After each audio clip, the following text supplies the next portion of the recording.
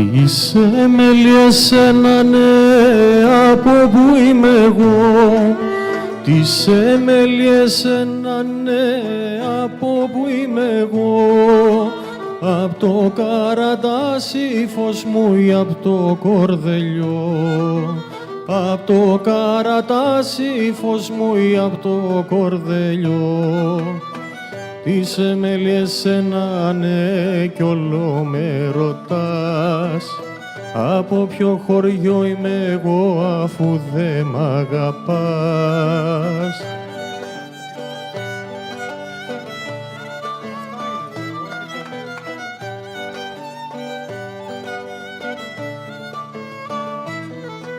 Απ' τον τόπο που είμαι εγώ ξεύρουν αγαπούν.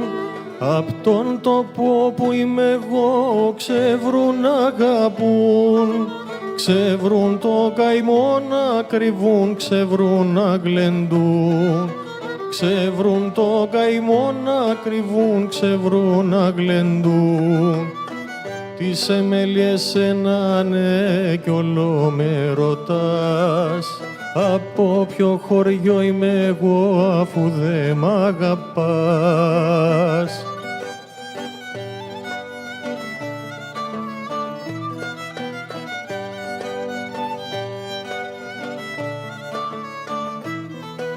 Απ' τη Σμύρνη έρχομαι να βρω παρηγοριά. Απ' τη Σμύρνη έρχομαι να βρω παρηγοριά. Να βρω μες στην Αθήνα μας αγάπη κι αγκαλιά. Να βρω μες στην Αθήνα μας αγάπη κι αγκαλιά. Τις εμέλειες ένα ναι κι όλο με ρωτάς.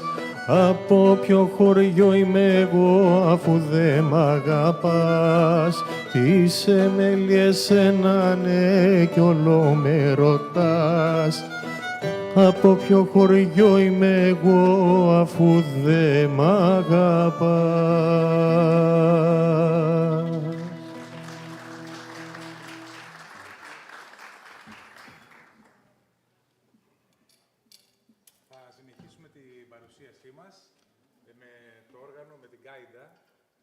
Δεν ακούγεται καλά. Πανάρχαιο ελληνικό όργανο, ο αρχαίος ελληνικός άσκαυλος και για εκατοντάδες χρόνια συνόδευε τα γλέντια στην Ανατολική Θράκη, στην Ανατολική Ορβηγία, στις Ταλισμόνες της πατρίδας. Να πούμε ένα ζωναράδικο της Ανατολικής Θράκης. This is a zonaradico song from Thrace.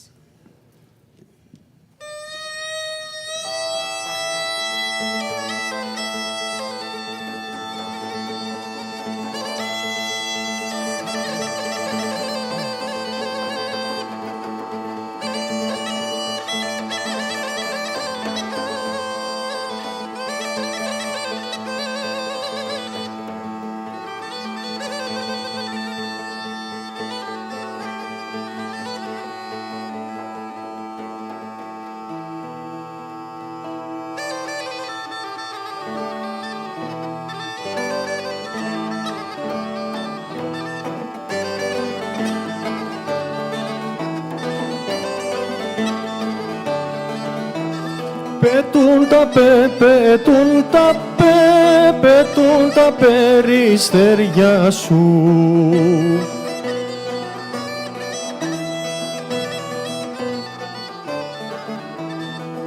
Κι ερχόνται στην αυλή μου, κλαίει η καρδιά μου κι αναστέναζει. Κι ερχόνται στην αυλή μου, κλαίει η καρδιά μου κι αναστέναζει.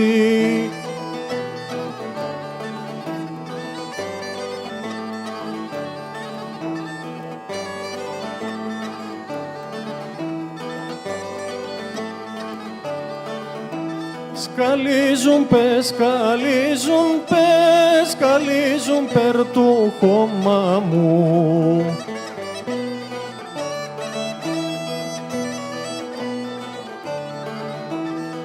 νερκεί το όνειρο μου το πίνουν, κλαίει η καρδιά μου κι αναστενάζει. Νερκεί το όνειρο μου το πίνουν, κλαίει η καρδιά μου κι αναστενάζει.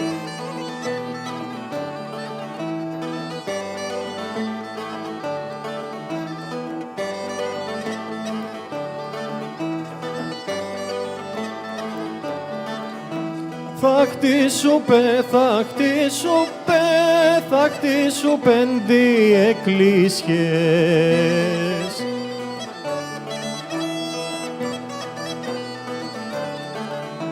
Νερκεί 10 μοναστήρια, κλαίει η καρδιά μου κι αναστενάζει. Νερκεί 10 μοναστήρια, κλαίει η καρδιά μου κι αναστενάζει.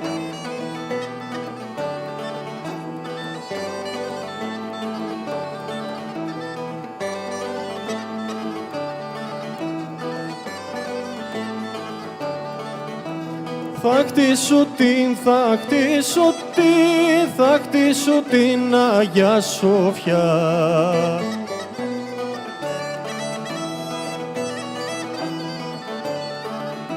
Νερκεί την Αγία Μαρίνα, κλαίει η καρδιά μου κι αναστενάζει. Νερκεί την Αγία Μαρίνα, κλαίει η καρδιά μου κι αναστενάζει.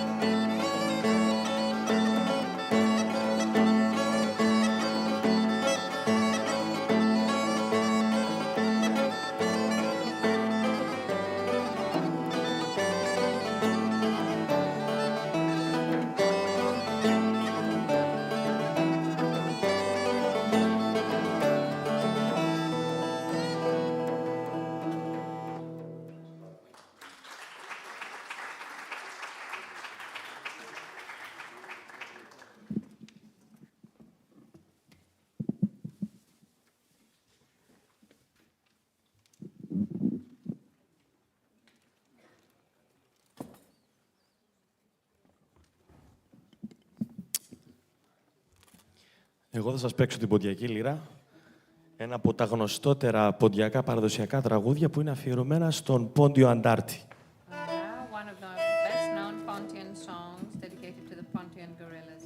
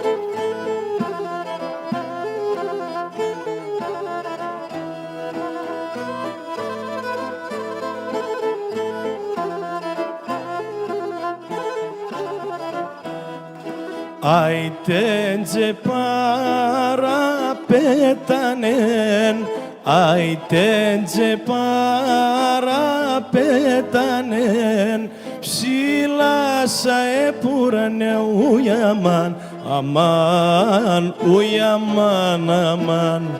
Ψηλάσα επουρανε ουιαμάν, αμάν, ουιαμάν, αμάν.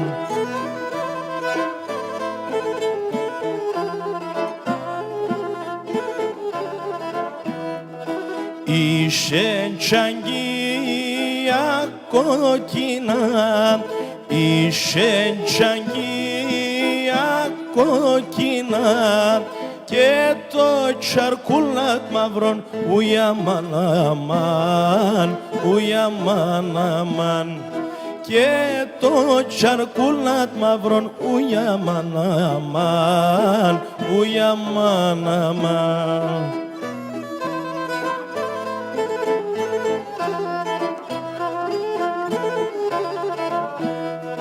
Εκράτνεν και σακάρτια του, εκράτνεν και σακάρτια του, πάλι καρύβρασονες ουι αμάν αμάν, ουι αμάν αμάν. Πάλι καρύβρασονες ουι αμάν αμάν, ουι αμάν αμάν.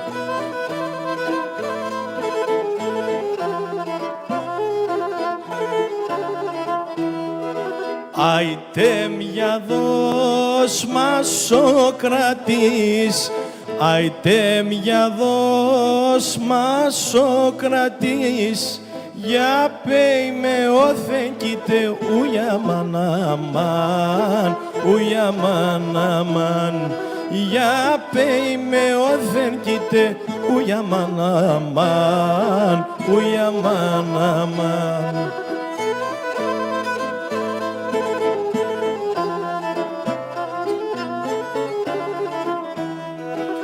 Μαυρά πουλία τρόγνατον, μαυρά πουλία τρόγνατον, και άσπρα τρίγη λισκούν ουι αμάν αμάν, ουι αμάν αμάν. Και άσπρα τρίγη λισκούν ουι αμάν αμάν, ουι αμάν αμάν.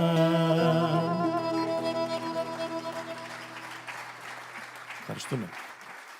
Τώρα θα σας παίξω ένα ορχιστρικό τικ. Είναι ένα ερωτικό τραγούδι. Δεν θα σας το τραγουδήσω, αλλά θα ακούσετε το τικ σαν ρυθμό και θα αντιληφθείτε το πόσο το πόσο γλεντάμε εμείς οι φόντοι. Λοιπόν, πάμε τίκια, παιδιά.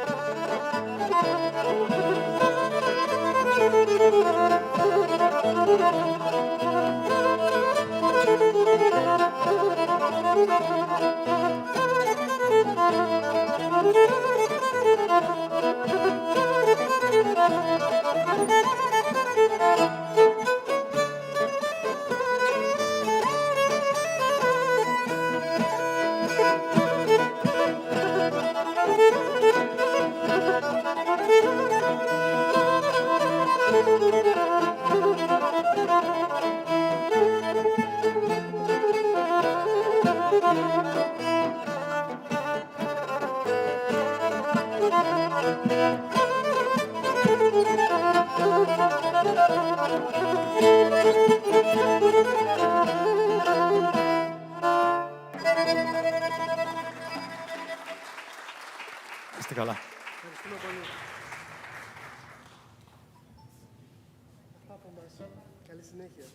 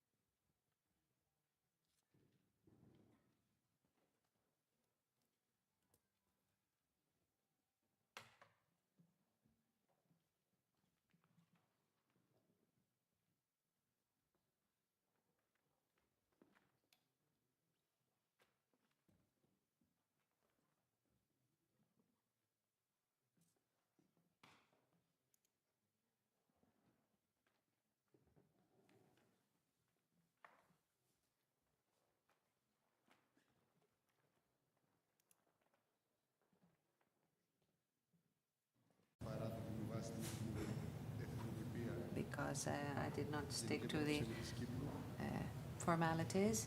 General Consul of Cyprus, then. It is with great pleasure that I welcome you all to Kalamaria, where we hear the heartbeat of the Greeks and of the refugees of the East.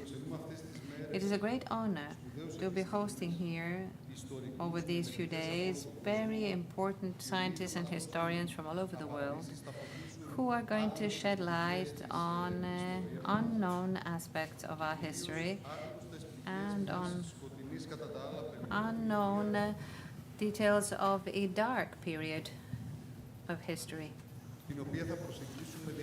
that they will approach in different ways, thus providing us with a lot of information regarding that time.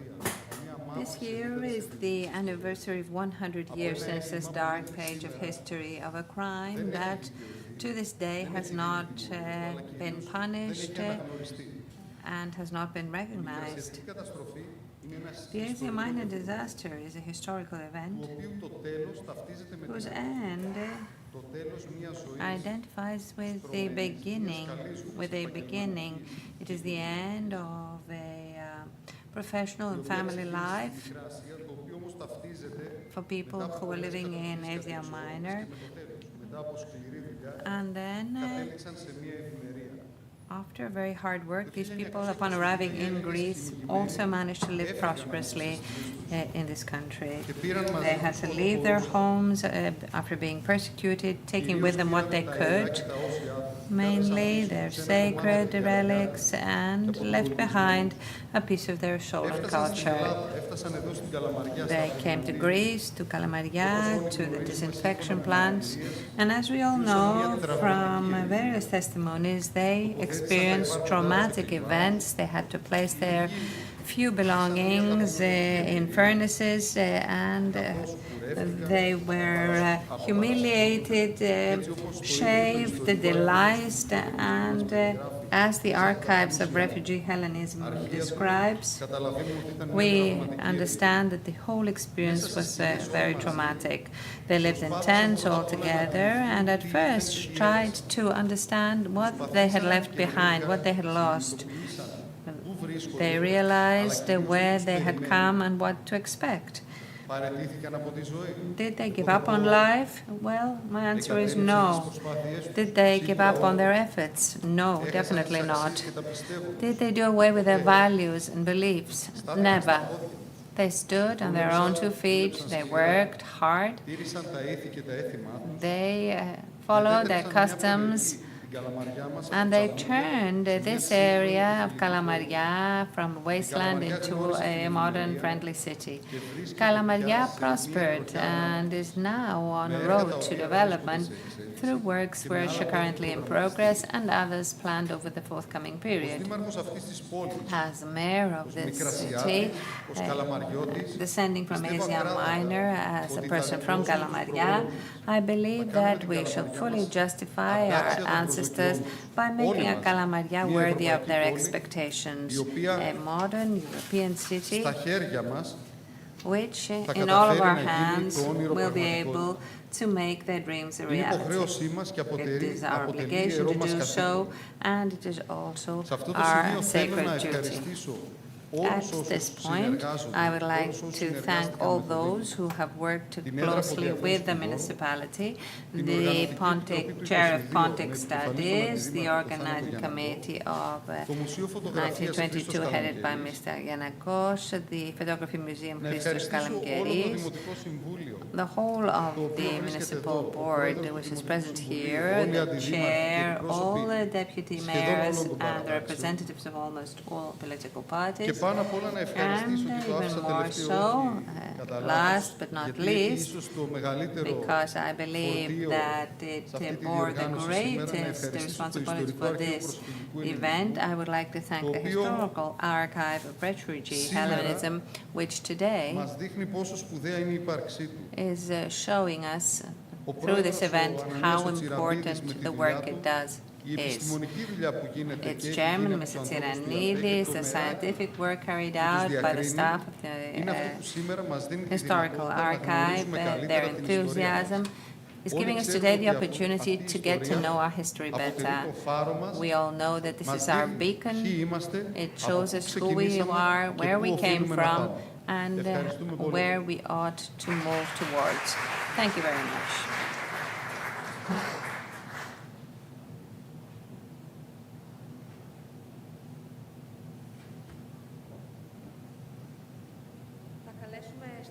Now we would like to invite to the podium for a brief address Mr. Stavros Kalafatis, Minister of the Macedonia Thrace section.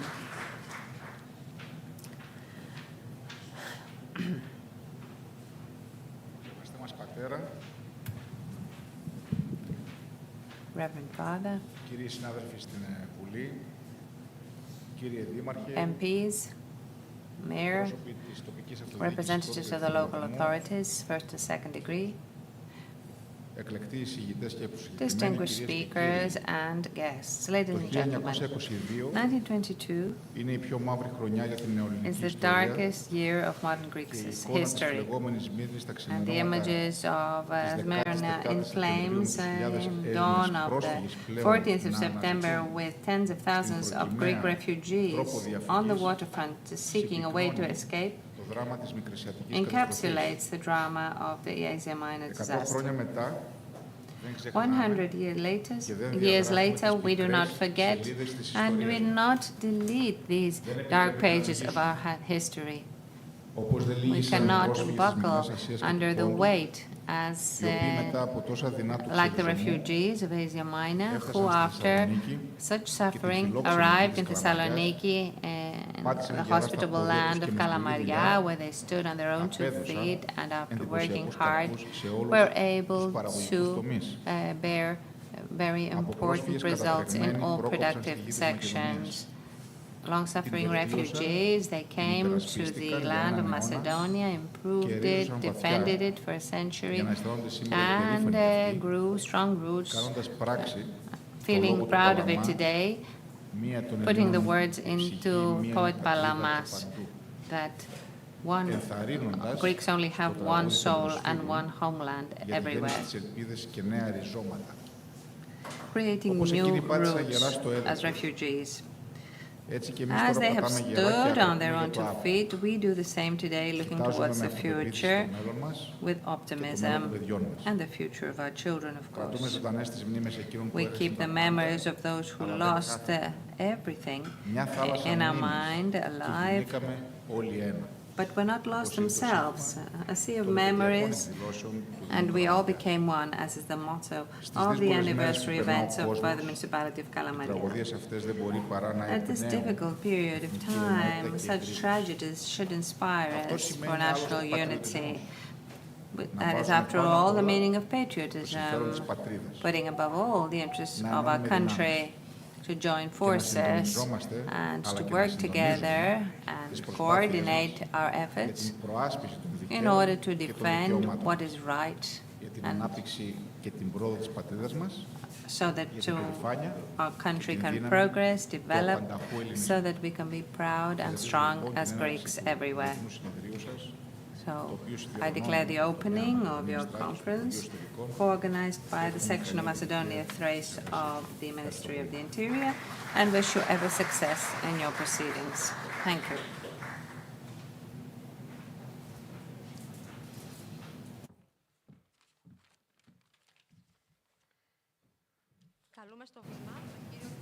We would now like to invite to the floor Mr. Theodoros Mitrakas, who is the chairman of the municipal board, who will be making an address on behalf of the regional governor of Central Macedonia, Mr. Tzitsikostas.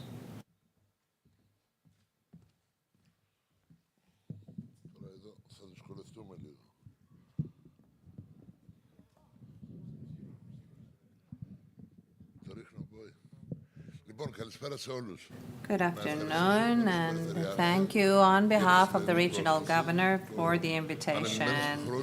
Unfortunately, due to other commitments, he is unable to be here today. But nevertheless, he has followed a large number of the events that have been organized within this framework, and those organized under the auspices of the municipality of Kalamaria. My congratulations to the mayor and president of the Historical Archive of Refugee Hellenism for all their hard work. As the mayor mentioned, I also believe that it is very important to have such events because all this information highlights what Kalamaria means for us all. I also come from a refugee family from Eastern Ormilia. Therefore, Kalamaria is a refugee city which embraces and embraced all those descendants of the families who survived the disaster. There are many ways to keep these memories alive, and I would like to congratulate the musicians also in this context. Our musical tradition, the stories and narratives are one way to remember, and the other is what we are experiencing here today, that is that of science and history. I won't say anything more so that we continue with the agenda, but I would simply like to comment on something that the Minister, Mr. Kalafatis, and the mayor mentioned. This is a strange year we're experiencing in tension with our neighboring country. Memories and their processing is very important in order to look at what is happening on the other side, on the opposite shores. And that's what I would like to point out, that here we have united representatives of all political parties and the whole of the board, and we must always be united vis-à-vis joint struggles and joint objectives, and that is something that we all should proclaim loudly. So, congratulations to all representatives of all political parties for being present here today. I wish you every success.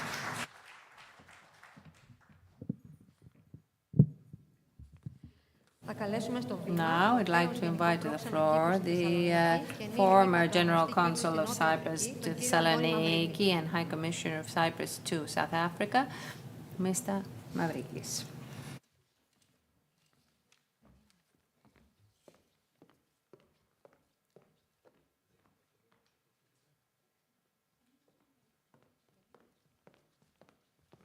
Συγγνώμη για την... Ο κύριος Πολυκάρπου δεν είναι εδώ, ο σημερινός. Isn't Mr. Polikarpou Τον κύριο present? Πολυκάρπου, παρακαλώ. Could you call him, please?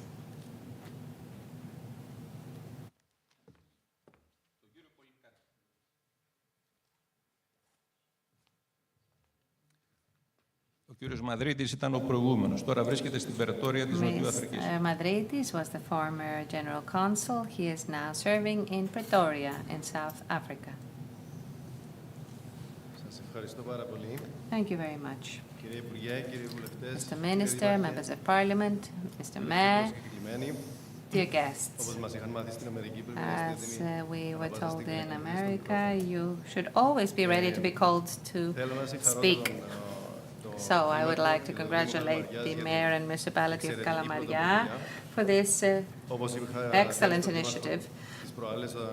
As I said to the mayor a little while back at a meeting, I told him that I had found out about this conference from the most important historian of Cyprus, Mr. Poliviou, who is going to be participating as chair of a panel, who explained to me how much work and how many academics are involved in this exceptional, outstanding conference that will depict after 100 years after the Asia Minor disaster, the memories that we should hold on to.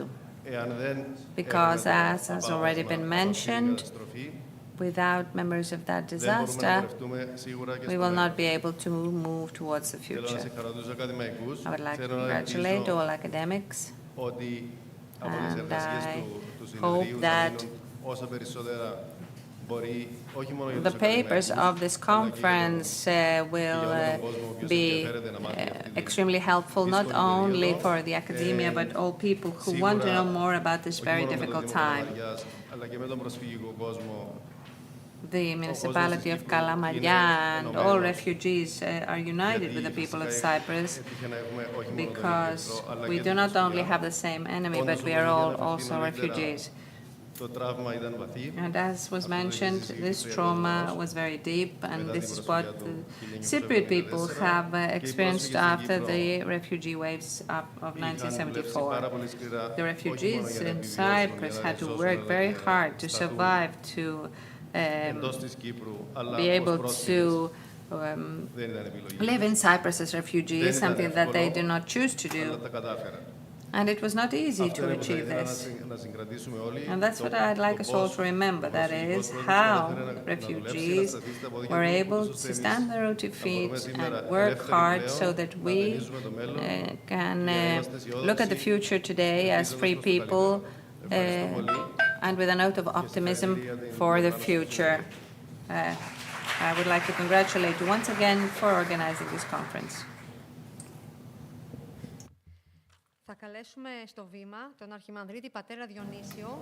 And now I would like to call to the podium Archimandrite Father Dionysios on behalf of the Metropolitan of Kalamaria to bless the conference.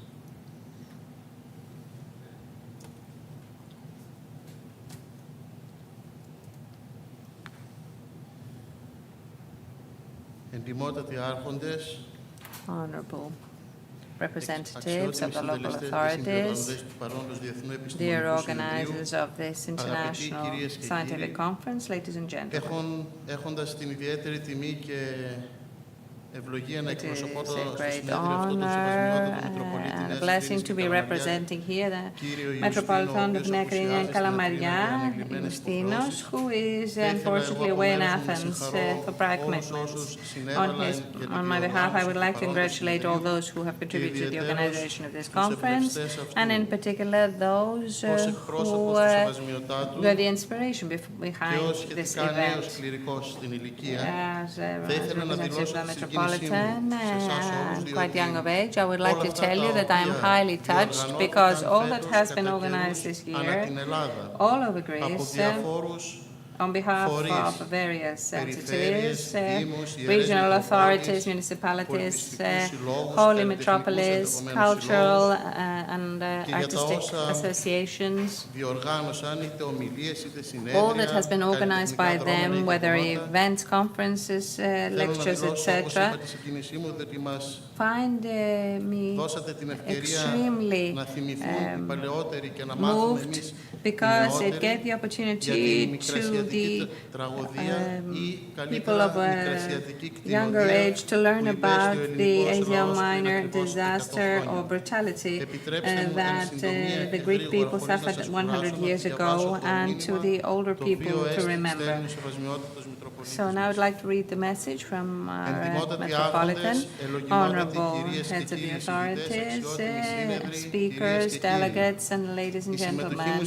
My participation in the regular synod of the head of the Church of Greece and my participation in the synod does not allow me, despite my strong interest, to be physically present at the workings of this international conference taking place in the refugee city of Kalamaria on the occasion of the centenary of the Asia Minor disaster.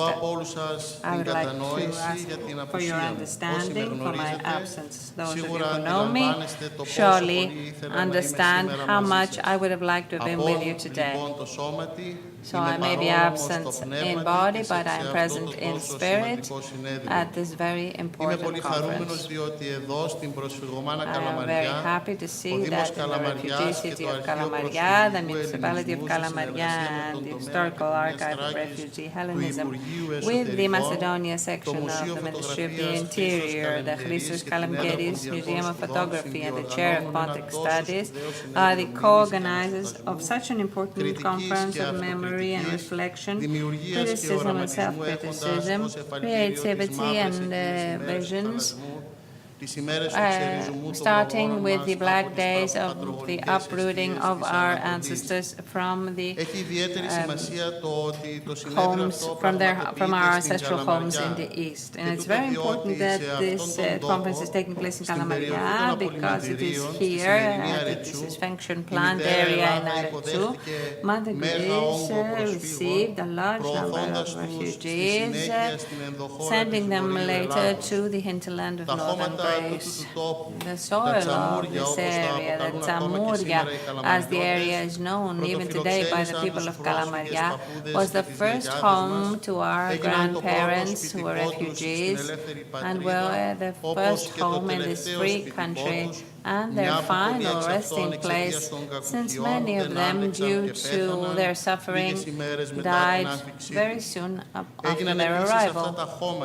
This land was also their entry point to Mother Greece, their new homelands, where they set up roots and worked hard without ever forgetting the homelands of our fathers. Ladies and gentlemen, Kalamaria is not a usual city, it's not a common city, it is a holy city. And the reason is that for years it has been embracing the fate of the Greeks of the East in the face of its refugees.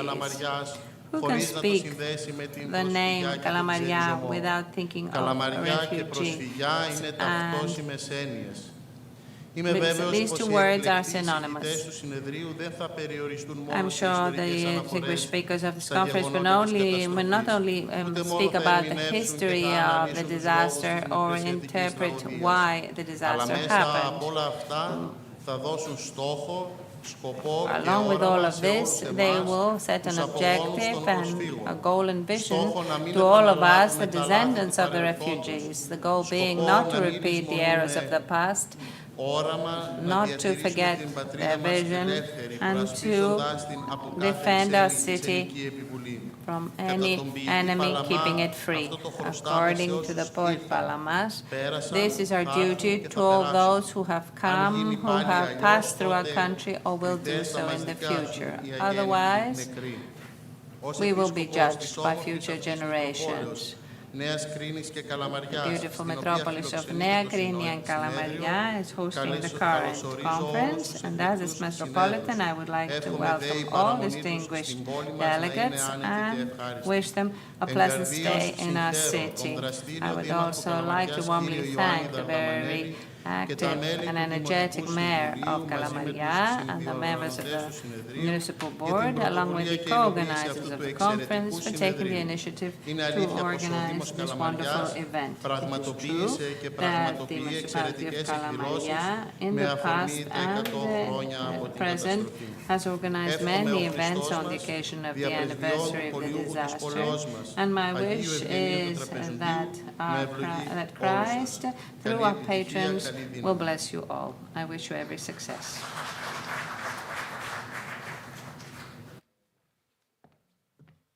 Θα καλέσουμε στο βήμα τον κύριο Ανανία Τσιραμπίδη, πρόεδρο του Διοικητικού Συμβουλίου του Ιστορικού Αρχείου του Ελληνικού Ελληνισμού. From the Historical Archive of Refugee Hellenism. Ευχαριστούμε όλους εσάς που ήρθατε να παρακολουθήσετε την αναρκτήρια εκδήλωση για το συνέδριο το τετραήμερο το οποίο πραγματοποιούμε. Θέλω όμως από τη θέση αυτή να ευχαριστήσω και όλους εκείνους που μας παρακολουθούν διαδικτυακά σε όλο τον κόσμο, όχι μόνο μέσα στην Ελλάδα. Ευχαριστώ για την παρουσία τους τον αξιότιμο Δήμαρχο κύριο Γιάννη Δαρδαμανέλη, τον Υφυπουργό Εσωτερικών κύριο Σταύρο Καλαφάκη, τους βουλευτές Κούγαλα, Αμανατίδη και Τριανταφυλλίδη, τον πρόξενο της Κύπρου κύριο Πολυκάρπου, τον εκπρόσωπο της Ελληνικής Λύσης κύριο Κομνηνό,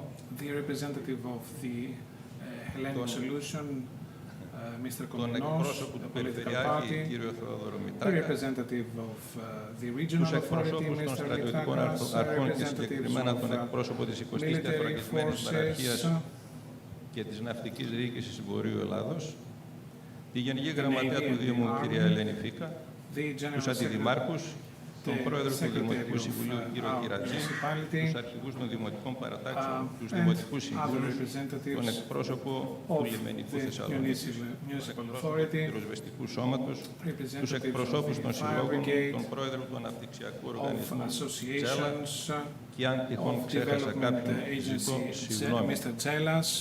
Εκ μέρους του Δημάρχου και των οργανωτών αυτού του Διεθνούς Συνεδρίου, καλωσορίζω στην προσφυγωμάνα Καλαμαριά τους Έλληνες και ξένους συνέδρους και ιδιαίτερα τους προσκαλεσμένους ξένους καθηγητές, οι οποίοι με την εμπειρία την οποία διαθέτουν θα μας διαφωτίσουν για το θέμα αυτό το οποίο είναι πολύ σοβαρό. Οι συζητήσεις που θα ακολουθήσουν θα προσθέσουν νέα δεδομένα στην νεότερη ελληνική ιστορία. Πιστεύω πως αυτό το συνέδριο θα φωτίσει κρυφές πτυχές εκείνης της τραγωδίας. Θα παρουσιαστούν πολλές μαρτυρίες και πολλά στοιχεία αρκετά από αυτά για πρώτη φορά. Δεν πρέπει να αφήσουμε το πέρασμα του χρόνου να σβήσει αυτές τις μνήμες. Το συνέδριο, κατά την εκτίμησή μου, το μεγαλύτερο στο είδος του με αυτό το περιεχόμενο σε όλη τη χώρα για το 2022, θα αποτελέσει ένα μνημόσυνο των εξοντοθέντων με οποιοδήποτε τρόπο προγόνων μας. Δεν τους ξεχνούμε, θα τους τιμούμε και θυμόμαστε διαρκώς. Θέλω να ευχαριστήσω από τη θέση αυτή την Επιστημονική Επιτροπή, όλους τους καθηγητές των πανεπιστημίων της πόλης μας, οι οποίοι επέλεξαν τη θεματολογία και όλους τους προσκαλεσμένους ξένους καθηγητές. Επίσης, να ευχαριστήσω όλους τους χορηγούς επικοινωνίας. Media and students who have contributed also to the organization of this conference. We have an address from the former consul of Cyprus and from the head of Greek associations of South Africa. We thank them for having sent us their messages. Tomorrow at 2 o'clock in the Remezzo premises, we have planned the opening of our photographic exhibition by the Kalemkeri Museum. This exhibition will last for 1 month, consisting of 3 sections, one of them concerning Smyrna and the period that followed after the disaster, and then a visit to the disinfection premises, where more is to be learned during that visit. So once again, I welcome you all to this conference. And now I would like to ask Professor Fotiadis, keynote speaker for this session, to come to the podium.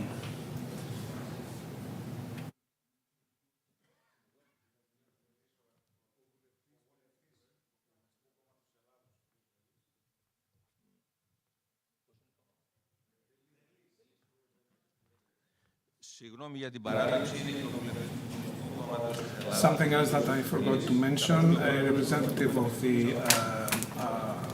Communist Party of Greece, Mr. Delis, is also with us, and the representative of the Greek Open University.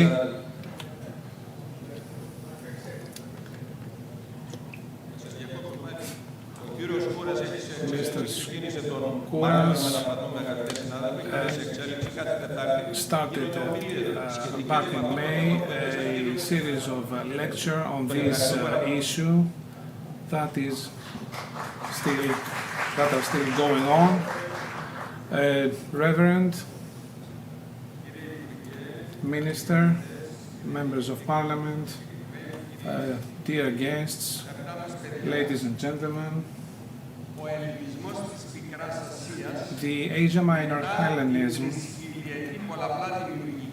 after 3,000 years of presence in that area, completes that presence there with the Asia Minor disaster in 1922 and the acceptance of the Treaty of Lausanne, which has been considered by many as the worst treaty of that century.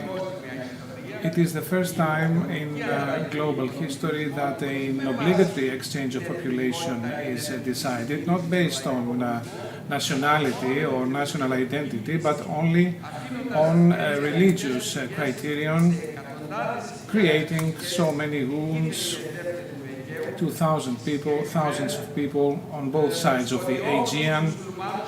For example, Pontic-speaking Muslims,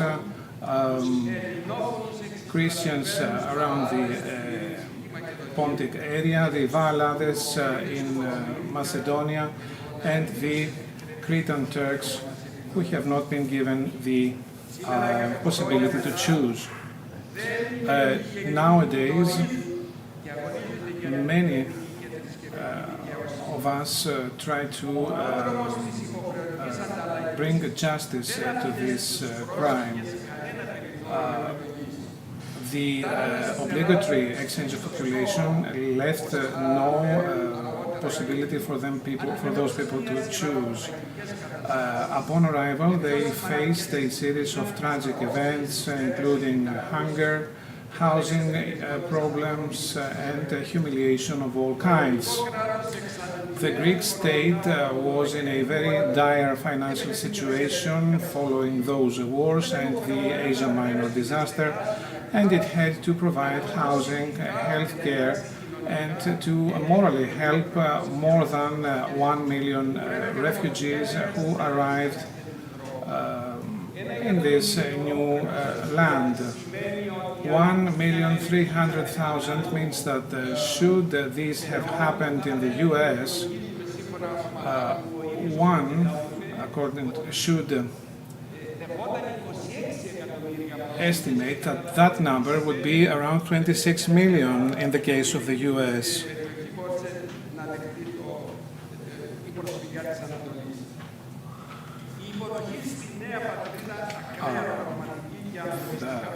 Arrival to this new land was quite traumatic. Following the disinfection process, those people had to live in wooden tents and chambers through a quarantine period to prevent diseases from spreading throughout the city. The services recorded huge numbers of refugees who fell ill or died. The humiliation of keeping them isolated from the city and its citizens, and the cruel treatment by many services is recorded by the testimonies of refugees and the press of the time. In November 1922, the Fund for Helping Refugees was created. Those tents, camps, and the houses occupied by Muslims in the past, churches, etc., could not cover the needs of all those refugees arriving on a daily basis. Greece had to take out loans, very important loans, to meet those needs. In November 1923, the Committee for the Reparation of Refugees was created, and the main assistance would come from the League of Nations that operated through to 1928. However, it was their stance was quite distant, given the fact that Greek governments at the time changed constantly.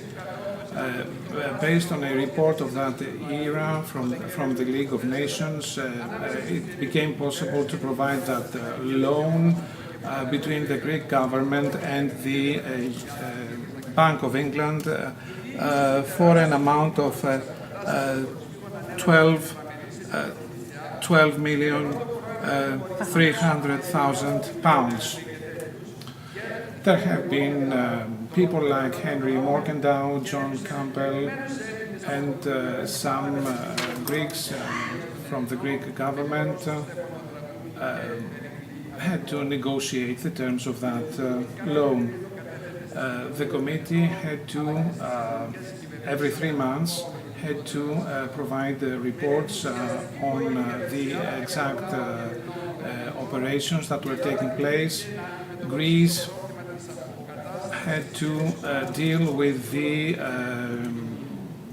refugee issue and the way in which they had to be integrated to the Greek society. Initially, specific plots of land were provided to these people, some of it coming from land occupied by Muslims previously, who left finally. On the part of the Refugee Settlement Committee, the main focus was placed on two aspects, the rural and the urban one. Much higher focus was placed on the rural aspect. Of course, there were also those who thought they were not treated in a just manner. And this created quite a lot of tensions. The Lausanne Treaty may have clearly been for the provision of this land previously occupied by Muslims to be provided to the refugees, but there have been other people who objected to this and thought that this was an illegal activity. Now, thanks to the Plastiras government and its decision in February 1923 to assist those refugees by changing the previously prevailing land system, helped them enormously. That is, for the benefit of those refugees who were now settling in Greece, it became possible to occupy that land. This was there was also the socialist member of parliament, Ioannis Passalidis, member of parliament, who suggested that this land should be given to them. Several committees for the settlement of refugees cannot solve this issue because this issue is closely linked to the rural issue, and the rural issue is of interest to the whole rural population of Greece. This is how we can handle matters and help our rural economy to grow. The Greek government should do anything in its power to remove all restrictive laws and provide this land with no compensation to these people free of charge, to people who didn't have any land and had just arrived in the country. This proposal was not met with a very friendly attitude by most members of parliament, and this is how a great opportunity was lost. And for several other reasons, this gap remained between refugees and locals. The main controversy was about the provision to those people of land occupied by Muslims, and then the locals reacted to this. They said that these were simply Turks that had come to take their land. Now, these were reactions that were truly horrible. The attitude of locals was quite unfriendly in many cases, and this created a traumatic and shocking situation for refugees. The case of New Bafra for the residents of Kypkoi in near Seres is indeed a great example of how cruel was the stance of the approach of locals towards refugees who tried to install tents on some plots. Those tensions between refugees and locals made integration a much more difficult process. Alkis Sirigos mentions that those people were simply called Turks by locals, and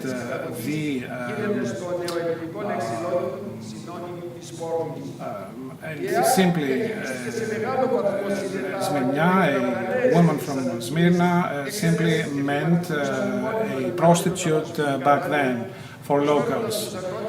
Now, thanks to those loans, it became possible for refugees to start developing some rural activities. The main problem that they had to face was about finding land, and finally the Refugee Settlement Commission was quick in building around 51,000 houses in rural areas, mostly consisting of one room, a kitchen and a stable. This is how refugees ended up in several places across Macedonia to make up for the loss of previous populations there. There were problems with many diseases that spread quickly, like malaria, for example. Malaria was present everywhere in lowland, around rivers and lakes, in marshland, with thousands of mosquitoes flying above those yellow waters. Most of this rural population finally settled in Macedonia. The first consequences were tragic. In the beginning of 1924, there have been around 5,700 cases of malaria, of which 320 people died. In the rural areas, the situation was even worse. During the last months of 1923, mortality among ill refugees reached 45%. 25% of those accounted for typhoid, and the rest of them to other diseases. Now, it was also necessary to build cemeteries. In January 1924, in Michaniona, just outside Thessaloniki, 1/10 of children had already died. There were no births practically. In 1923, the ratio of deaths to births was 3:1. Hunger was always a problem. Bad food quality also contributed to this, but mostly malaria was contributing to this, which led to stillborns and other issues, even sterility. And this situation went on until 1924, until 1928, when the Refugee Settlement Committee stopped operating. Around 145,000 people had settled in such rural areas. The British commissioner of this committee said back then that after 1930 it was difficult for him to recognize areas that had changed so dramatically. Now, using infrastructure that was already available helped improve the situation of refugees and also helped the formation of small commercial centers. In the Thessaloniki International Exhibition in 1927, out of 306 exhibitors, 193 were refugees settled in Macedonia. This ingenuity covered all areas of commercial activity. In parallel to this, Greek governments tried to resolve some other issues, although they had to face very strong red tape problems. Skevos Zervos, Member of Parliament for Athens, describing the harsh situations in refugee communities, talked about that in the Greek Parliament, saying that should one cross those districts, they should practically have to leave the area immediately due to those bad smell that spreads everywhere. Urban rehabilitation process started basically in Athens, Piraeus and Thessaloniki, that is the biggest cities. The Acropolis newspaper described refugees around Athens as troglodytes. Leonidas Iassonidis from the Evangelist Party told that in a report that our wounds are still very deep. We're still suffering due to the lack of housing, among other things. Finally, around 46 refugee settlements were created around Athens, Piraeus and Thessaloniki, as well as in other cities, mostly in Macedonia and Thrace. The main responsibility for these delays in terms of refugee integration lies with the policies of governments during the first years who in some way promised refugees that they could finally go back. For example, General Plastiras, speaking in front of the Greek Parliament, said that he hoped that those people could soon return back to their previous homelands. And also said that there would be the assistance of the Greek state in order for this to happen and for those people to be able to go back and thrive once again in their previous homelands. In that same spirit was also the Member of Parliament Zervos, who also came from Asia Minor, who spoke about the problems faced and experienced by refugees, but not of himself, who was already in a much better situation. And he also mentioned the possibility of those people returning to their previous homelands and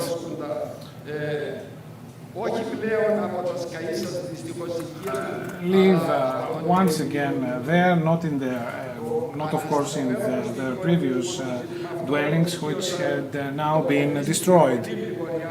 There was also Neoklis Grigoriadis, who told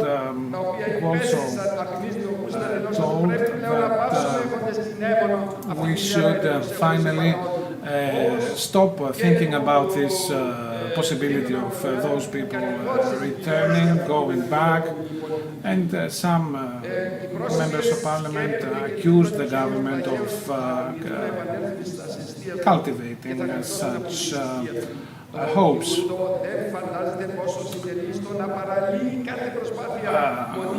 In this manner, some said that the possibility of better integrating refugees was compromised. But then Venizelos said that the integration of those people would be a new great chapter for the Greek state. This was not only about assisting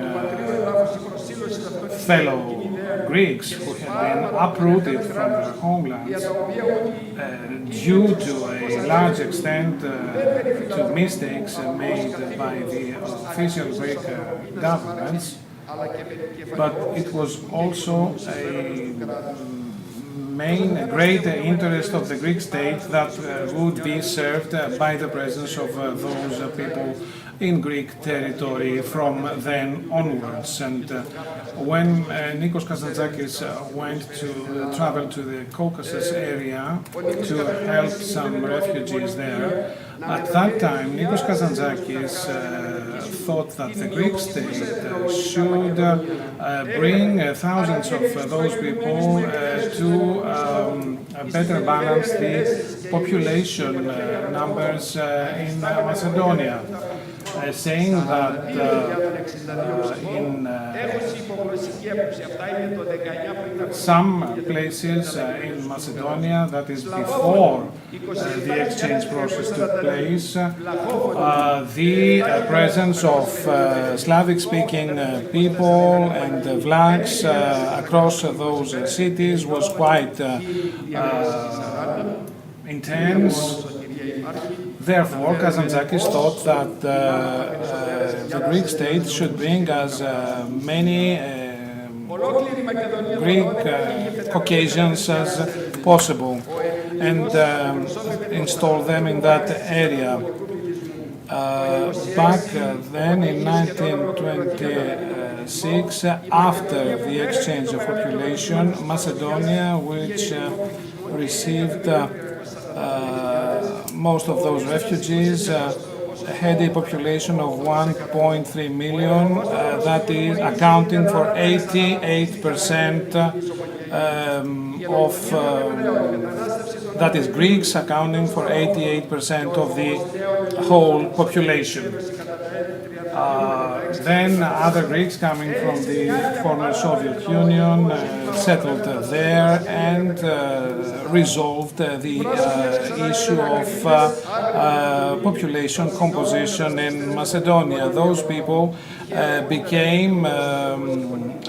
ended up becoming Greeks that were ready to defend the borders of the country, and as many people also suggest, basically Greece was created in 1922 instead of 1832. With regard to the ethnological policy practiced in Macedonia and Thrace, many truths were heard in the parliament, such as Ioannis Pastalidis concerning the politics of Venizelos and the settlement of Greeks from Caucasus in the newly acquired lands of Macedonia. Andreas Karamagonos characterized his work as an achievement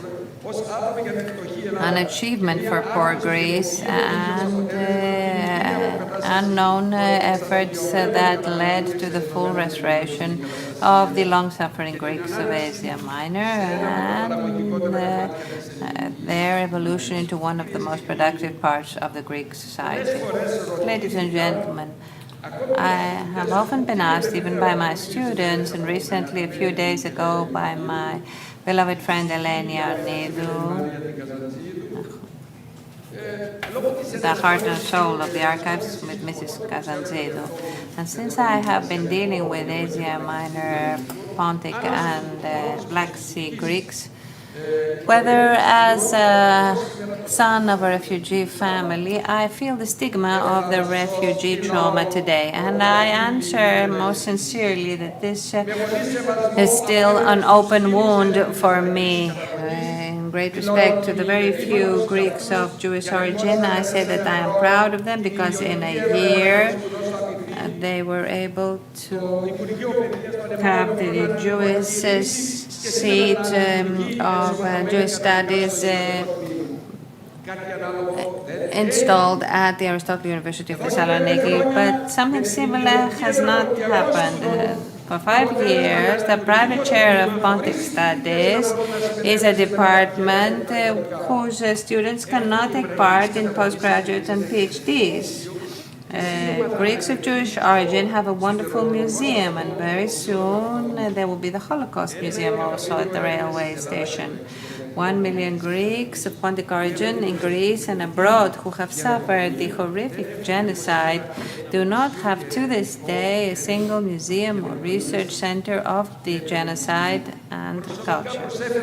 Presently, I have offered and still offer for free to the state 35,000 books, 600 original paintings of immeasurable value for the genocide and Pontic Greeks, gravures of the 18th and 19th century, postcards, thousands of authentic photographs, unpublished historical archival material from the ministries of Europe and US, Pontic newspapers and magazines, and more than 2,000 papers with oral testimonies from first and second generation refugees for the creation of a museum of Pontic Hellenism and a research center.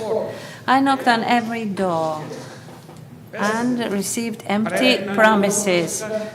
So tell me, should I feel like I'm a refugee still or not? Thank you. Thank you very much, Professor Fontiadis, a member of the board of the archives. We have distinguished scientists and researchers. Now we will have a coffee break, and right after that, please do not leave because we will have the main panel of today's events on the topic of refugee crisis, displacement and forced migration in the 20th century. The participants of the panel are Greek and foreign scientists, so please join us after the coffee break.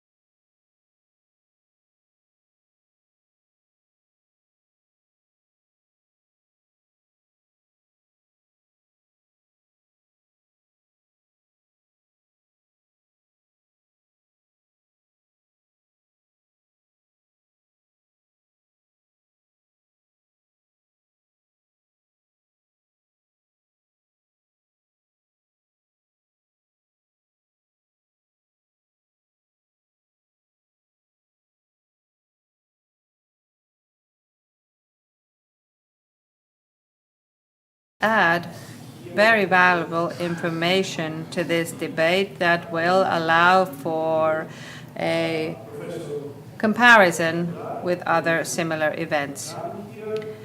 Καθηγητά Ζαζιβάρ, σας ευχαριστούμε πολύ για την παρουσία σας και έχετε 15 λεπτά να κάνετε την παρουσίασή σας. Μετά θα μιλήσουν οι επόμενοι ομιλητές και στο τέλος θα έχουμε περίπου 15 με 20 λεπτά για ερωτήσεις και σχόλια. Ωραία.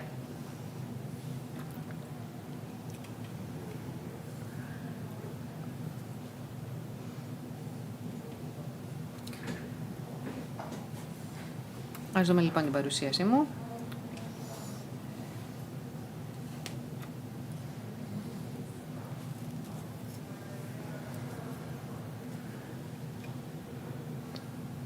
Τι θέλει να αλλάξει τις διαφάνειες. Να τις μεγαλώσει μάλλον.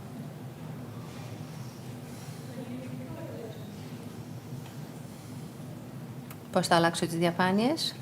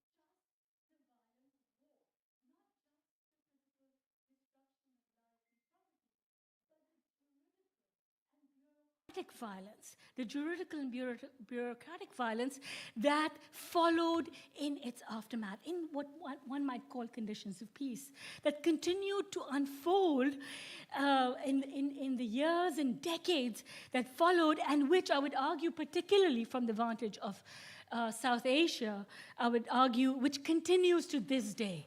The violence continues to this day. And this led me to argue then that partition was not an event. It is not merely an event, but a process. The long partition as such, the title gets cited just simply for that argument. But in recent years, I have been thinking and writing, this is not the image I had. You can't see the last part of this image, sorry. In the 15 years that I have, I hope this is the right PowerPoint. In the 15 years since, and in recent years, I've come to understand that partition was not just an event and not just a process, but really a political concept, a colonial concept. A colonial concept, and I have the text up here, a colonial concept which argues that the plurality of lived worlds built over centuries are untenable.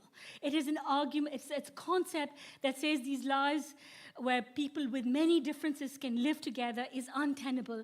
And then it goes about as a concept, as a set of ideas, undoing those worlds, those differences, and attempting to remove or erase or separate those differences. People who had been living for centuries together, concept that regards the plurality of lived worlds untenable, and sets about making them incommensurate, the plural worlds. And so in thinking with this as a concept, and then being asked to write a global history of forced displacements across the 20th century, it is my point of view here, thinking from South Asia across the 20th century, looking backwards and forwards, that it must be written from a standpoint of unlearning partition. If partition is a colonial concept that renders plural worlds untenable, we must write from a standpoint that unlearns or helps us unlearn partition. In thinking with this, I have been working closely with a group of scholars at my own university, where we forged something called the Decolonial Initiative on Migration of Objects and People, where at least one of the scholars works and thinks from Palestine, the Middle East, and another from Greece.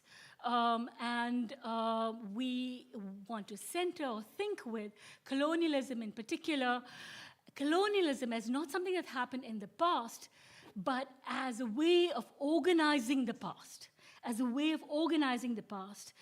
way that organized the social and political worlds that we still inhabit.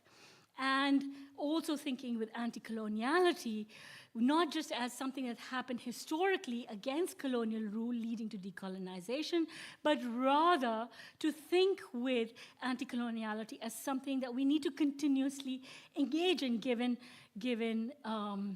the inheritance of colonialism that we live with. And as such, we collaborated with a project called Decolonizing Hellas, which last year held a series of events, and which thinks with, in particular, the ways in which Greece might be positioned, has been mobilized, imbricated in projects of European colonialism across the globe. So in thinking with these histories,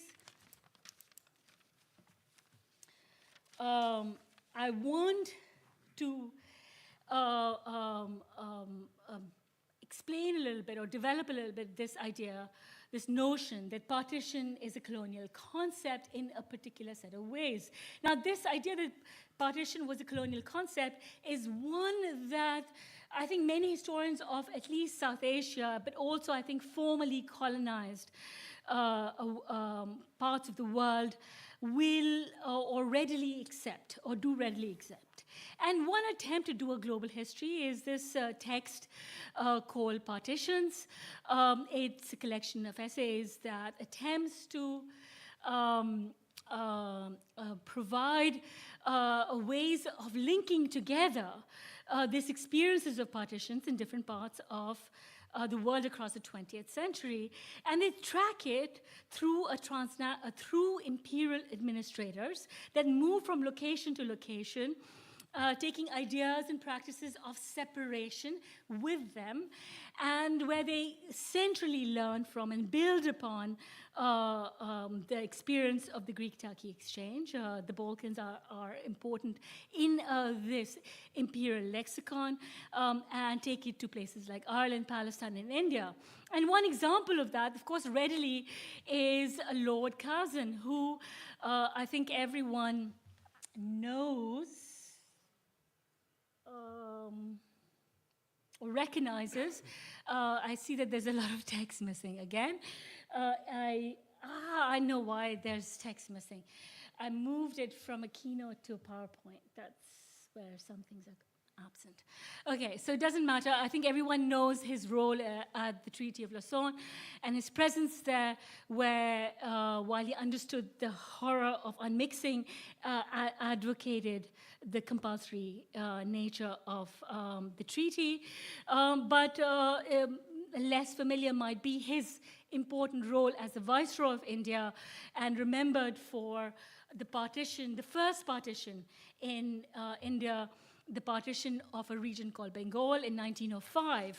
And in order to explain the coloniality of this first partition, I just want to take you through a little bit of a background to understand what that colonialism, the effect of that colonialism was in shaping this partition plan. So it's a region, of course, which is multi-religious, multi-ethnic, and multilingual in many of the ways, a region that's very familiar or similar to, one could say, the Balkans, and where British come in and rule with a very schematic notion, bring in a classificatory regime that doesn't see this multi-religious world as one that's widely shared and built over centuries, but one which needs to be understood as separate and separable, and not this classificatory regime considers Hindus and Muslims, but all religions, as distinguishable, and narrates all past, everything that has happened in the past, in terms of separate histories, and administers all law in terms of separate law and distinction, bureaucratic distinction as well. And so as a result, you have this very clear kind of map that emerges out of a whole set of colonial bureaucratic practices, which seems to be, so clear in showing you where Muslim populations reside across British India, but in its fundamental clarity, of course, conceals the enormous diversity not only within the category Muslim, but also the enormous diversity of peoples that live together, even in regions which are now demarcated here as Muslim majority. And this notion of majorities and minorities begins to play a decisive role in the political imagination of the landscape. So when Curzon proposes a partition plan for Bengal, it is to separate, it's a region in the east, the parts of Bengal which are Muslim majority from parts which are Hindu majority. And it's a line that would not lead to any movements of people because it's a provincial boundary at this time in 1905, but it is vociferously opposed by Indians, and it leads to a very activist anti-colonial movement, and an anti-colonial movement that really starts to come into its own against this partition plan. I'll come back to this anti-colonial movement in just a bit, but another text that really takes, as does the first one, the legal nature of the Greek-Turkey exchange, States of Separation by Robson, takes the legal precedent of transfers, the idea of transfers, and gives a history of this idea in this text, where she argues that while, of course, it was understood in its time as being humane, peaceful, and orderly, it is Zionism in particular that makes transfer a really dominant idea in the early 20th century because it is predicated ideologically in of itself on the movement of people. And so it is a kind of uprooting that the word transfer provides a international legal language for and acquires a great deal of acceptance as such. And one place to go to think with that kind of argument would be the figure of Joseph Schechtman, and of the many texts he writes on population movements and displacements. The one on the transfers in Asia, which he writes in 1949, right after India-Pakistan. The population transfers in Asia book is actually a book that firstly looks at Asia Minor in the first half of the book, and the second half of the book looks at India and Pakistan. And what Schechtman argues in the first half about Asia Minor is that it is the fact that it is a transfer of populations agreement that has international backing and consensus. It has a legal form, but it has internationalism behind it on the one hand, and the other, the compulsory nature of it allows it to be the success that he argues it is in comparison to his section on India and Pakistan, which which argues that it's a total mess because they refuse to have this kind of internationally based agreement or make it compulsory. And I'll come to the compulsory part in just a minute. So both approaches that whether you see it through imperial actors or through those who become ideologically find ideological sustenance in the ideas of transferring and moving people en masse to create new kinds of political entities on the ground that didn't exist before. Both those approaches are inadequate, and to give you some sense of it, I think it's worth thinking about this notion that India and Pakistan deal with the nation-state formation in a really messy way. What is this mess?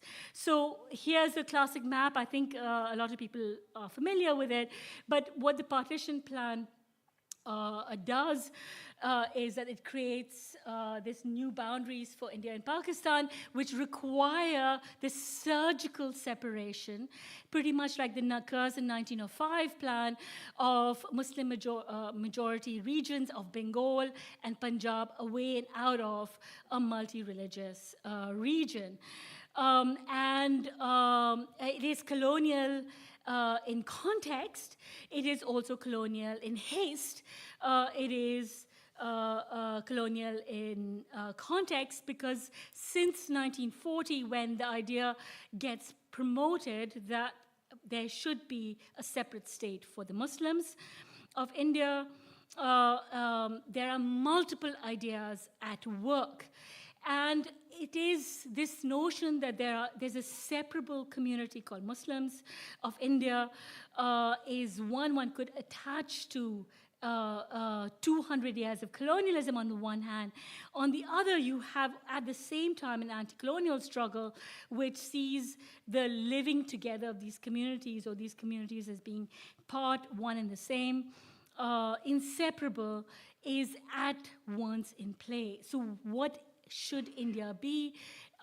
Questions that emerge and alive in the years that follow. Colonial haste in that eventually, with a heavy hand, on June 3rd, an agreement is made for this surgical partition, and pretty much within 10 weeks, on August 14th, it is carried out. The way in which, of course, the British handle it leads to a great deal of uncertainty and distress, and violence ensues well before this date. And in some cases, one could say violence that tries to reshape the demographics on the ground, and the uncertainty of where the border will lie is important to it. But there's a lot of violence before, well before, starting in March of 1947, before the partition plan is announced and executed by August 1947. But it's important to also understand that preceding the violence, alongside thinking with the colonial context and colonial haste, is the anti-colonial struggle. And the anti-colonial struggle is crucial. It's crucial to understand what unfolds from that point of view as well. For one, there is a movement that supports the Ottoman Caliph that emerges in India and becomes that's the figures on the right with a crescent. Sorry, that's my time is up. With a crescent on top, which Gandhi supports because he believes Hindu-Muslim unity as crucial to an anti-colonial struggle, to anti-coloniality. And this is one that the building a unified struggle is something that remains important to a figure like Gandhi right up to the last moments of independence and partition.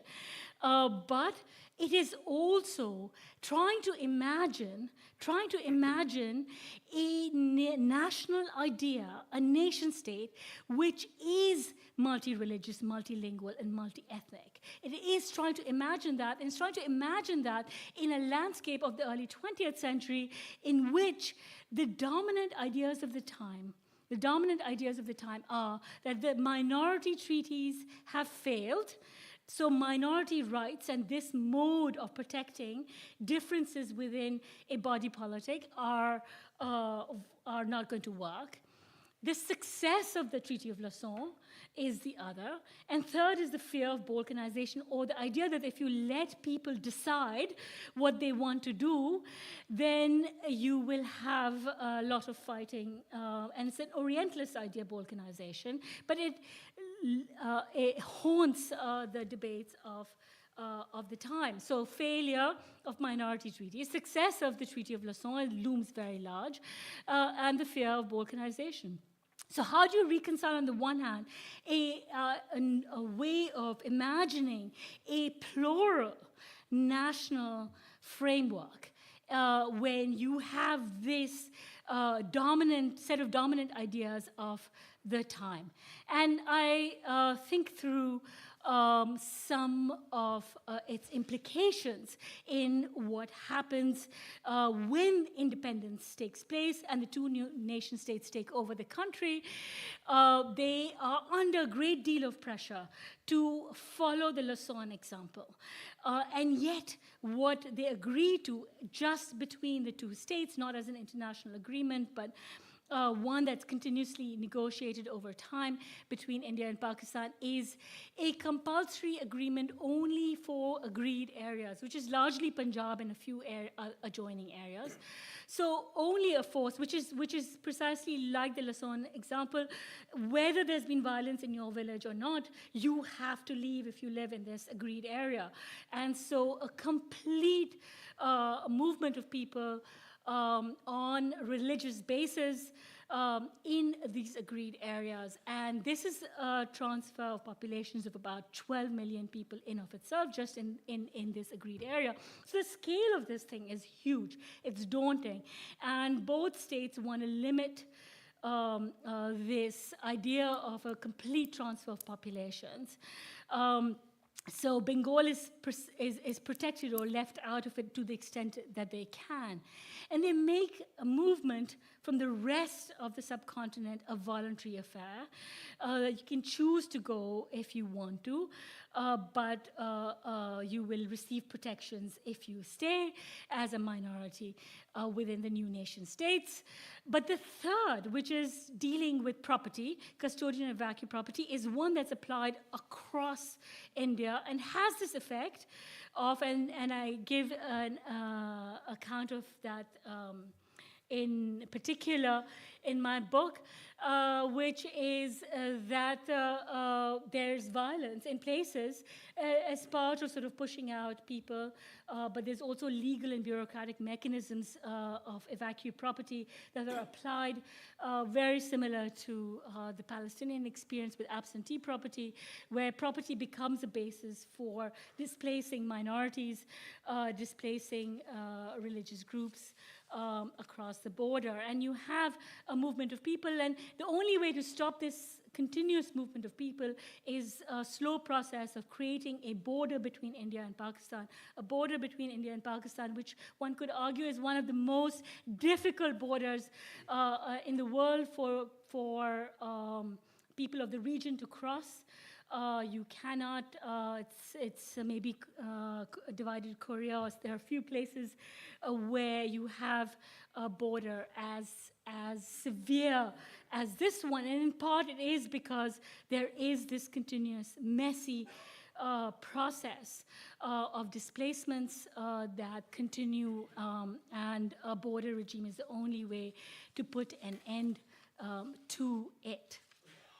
And since I'm really way over my time already, I just want to say this is what Delhi ends up looking like, very much like I was thinking Thessaloniki, monuments becoming refugee camps, and again, the text is missing here, but also the international community becoming involved. The UN sets up an urban planning commission, of which this rather famous Greek architect then comes to build refugee settlements.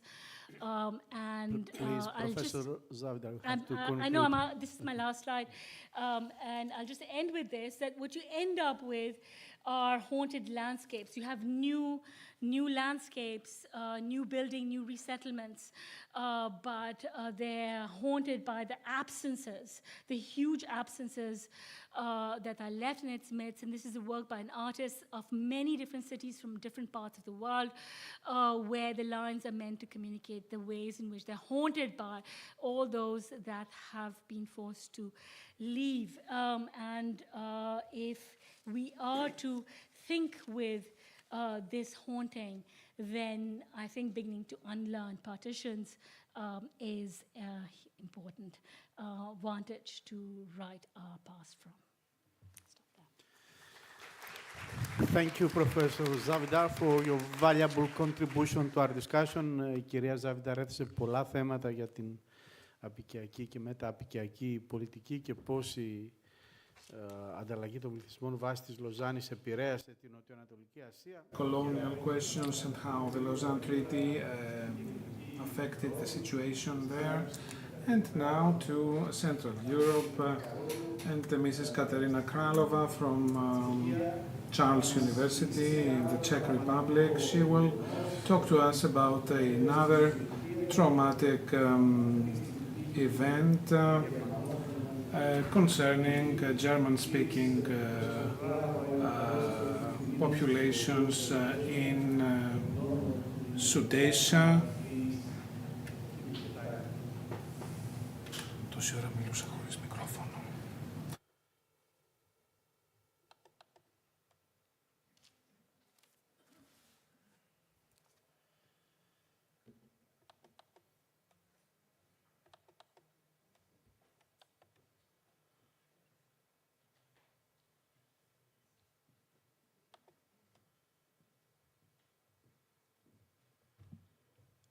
I'm sorry for the technology to take a bit more time. I think I'm fine here.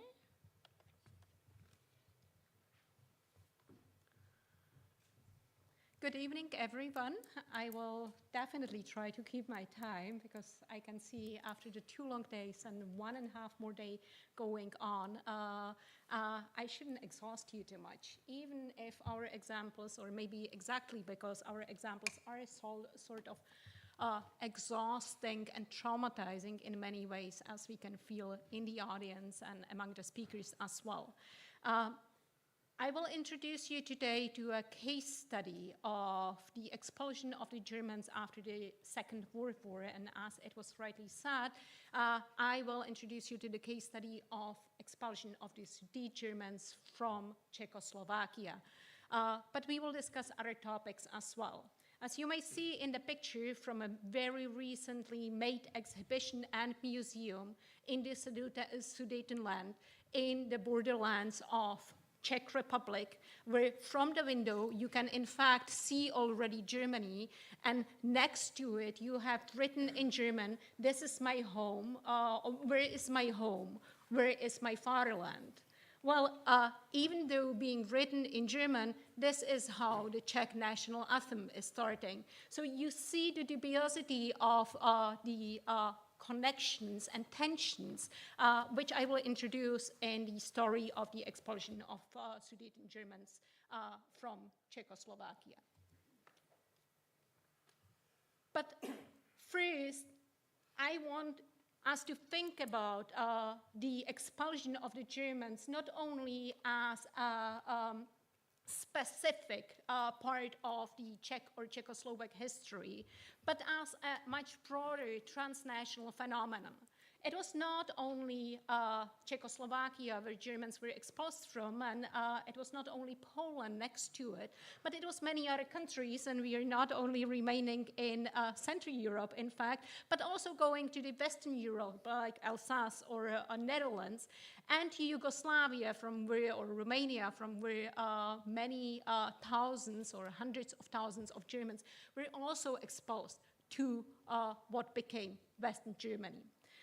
All in all, we are speaking about some 15 million Germans moving through Europe immediately after 45, because for Central Europe, the World War II was over only in May 45, unlike in some places of the Balkans and naturally of Greece. So we are moving really to what we understand as the end of World War II, where Germany lost, where Hitler was dead already, and where small nation states were building their future and seeking for homogenization, because as Zafira already said, all those countries felt like all the minority laws and all the legal constructions of small states failed in the past, and they have to seek for national homogenization. And of course, this national homogenization was with approval of the Allies, and not only the Western Allies, but also the Soviet Union, which seek to get another territories in what they regarded as West. That was also the part of Czechoslovakia, Ruthenia, where many Ruthenians were then removed to those places which were originally inhabited by Germans. Even though they were just looking over the mountains and didn't need to cross a sea, it doesn't mean it was less violent. In fact, most of the women, as we know from testimonies and also from some local documents from local communities and the Czech officers, were raped during the passing of the mountains. Most of those to be expelled from Czechoslovakia went through over 2,000 of concentration and forced labor camps, where they spent months to years, and prisons where some of them faced death by a death sentence, mostly issued not from the top down, but on the local level.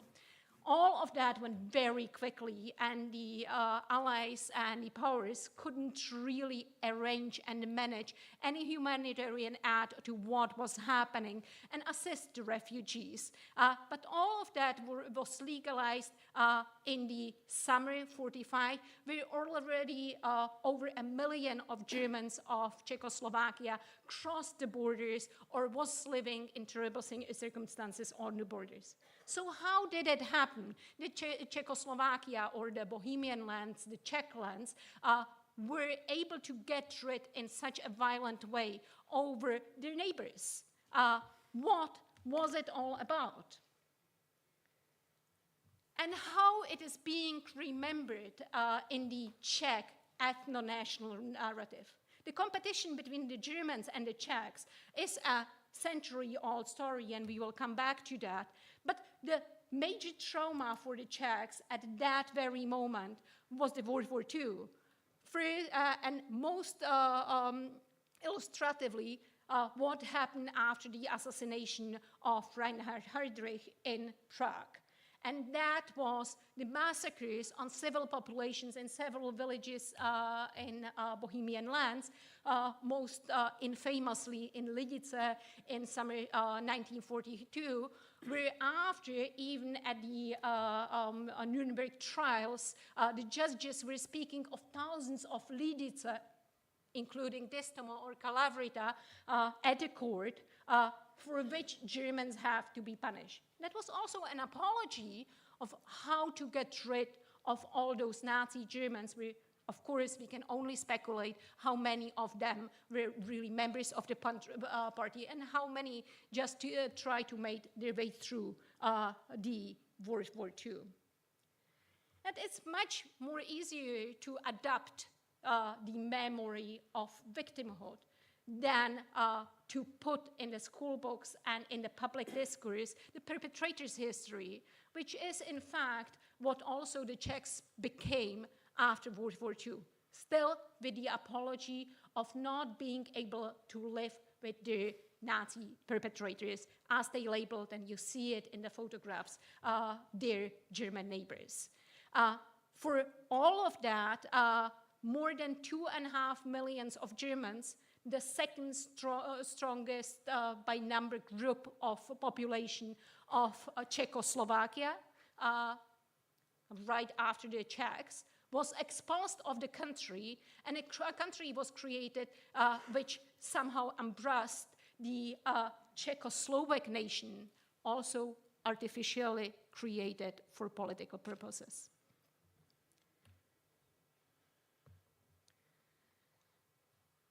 But Lidice wasn't enough to establish a hegemonic narrative of Czechoslovakia, of the German collective guilt. And as many of you may know, even after the Second World War, also the Austrians were labeling themselves as Germans. And so we're seeing them, the Czechs. So when we go back in the history, the struggling and the competition between the two groups of Czechs and Germans, or the Czech-speaking and German-speaking, or of the religious groups of the Protestants and Catholics, goes back to the beginning of the 30 Years' War in the 17th century. And the first historical trauma narrated over and over again in Czech history books and historiography, which is nation-building historiography, the Battle of the White Mountain. After that, very similarly to Greece, Greeks, Czechs were claiming, Czech speakers were claiming that they were suffering for 300 years, which immediately in the 20th century entered Czech history books.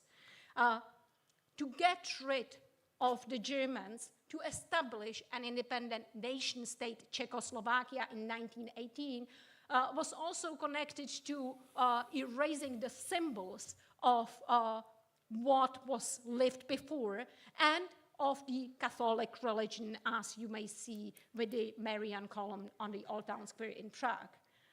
But the last bit of being Czech and not acknowledged by other countries as Czech lands, was the Munich Agreement, where Czechoslovakia, historically and discursively, was ripped of the borderlands and became just a little part, protectorate under the protection of the Germans, which, as the government in exile claimed, didn't need. From all of that, the guilt of the Germans and the collective guilt in the Germans came into the discourse of the government in exile in London and became connected later on after the World War II with a discourse very close to the German one. Be it final solution of the German question, be it the expulsions and deportations, which later on were relabeled for the national discourse and for the memory of victimhood as only transfers or a push. But as we saw, it was a pretty bloody push. It took years, and it took until the end of the Cold War until the countries started to reconcile. And they reconciled in their own way, as you can see, of the Central Europeans, with a beer in a hand. Helmut Kohl and Václav Klaus, the then prime ministers of the two countries, are drinking a beer to agree on the joint Czech-German agreement, which should reconcile both of the countries and end up the claims of the populations being expelled of the countries. But from a political reconciliation, it's a long way to a cultural reconciliation, and I dare say we are at the beginning of such, at least in the public space and in the public history, where we have seen in 2020 a museum opening in Munich, a Sudeten-German museum, and you can see that this is not only about the Germans, but that you have also a representation of the powers which are included into the decision-making of the post-war fate of those who were expelled.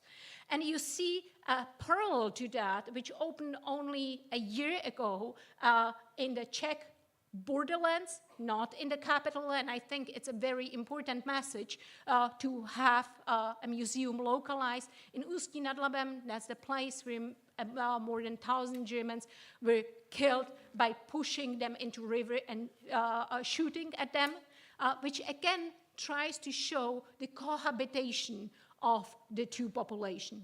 I very much hope that starting from a political reconciliation, going through a public history reconciliation, there will also change a popular discourse about that, and occasionally this story, the history of perpetrators, which needs to be connected to the ethno-national history, will enter our school books. Thank you. Thank you indeed, Professor Kralova. You discussed some very vulnerable issues related to historiographical narratives, memories and perceptions from the Second World War. Thank you for that. Τώρα περνάμε γρήγορα στον τρίτο μιλητή, ο Πόλης.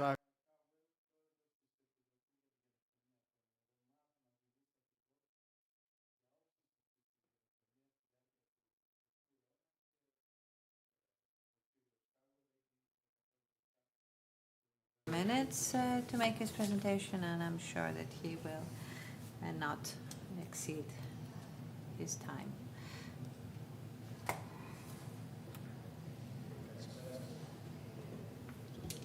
Good afternoon. Thank you for the invitation, and thank you all for being patient enough to listen to me.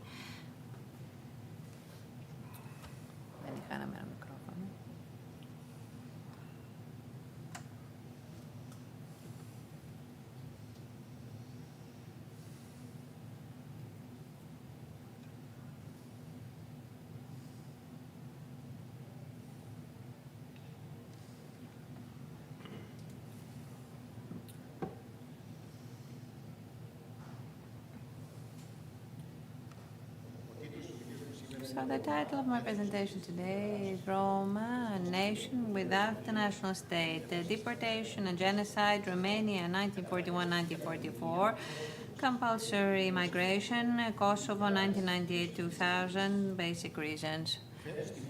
This year we are honoring and remembering 100 years since the Asia Minor disaster, but at the same time,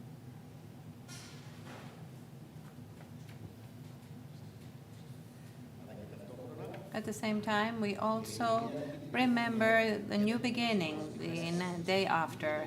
The Greek people of Asia Minor, there was a port at Ithaca where they could rest after their bitter refugee fate, Greece in this case, and for the Muslims who were part of the compulsory exchange. But for the Roma people, from that time and to this day, the day after usually is simply a continuation of previous suffering.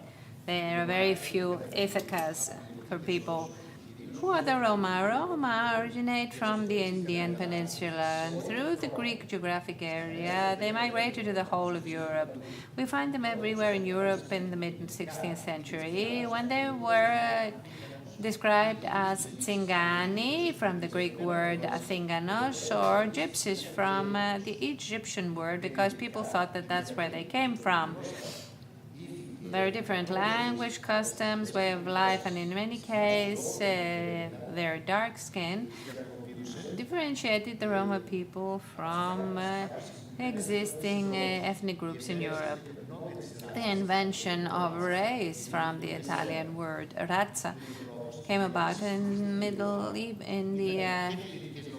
Ages, and thus the discrimination of Roma was racial due to color, but also social due to prejudice. Running through history, the establishment of nation-states made the position of the Roma in society even worse. Nation-states were based and are based on an abstract notion of the state in contradiction to the concept of the person, the citizen of a modern state. And I call it an abstract notion because in other cases a nation is consolidated through language or religion or geography or all of the above.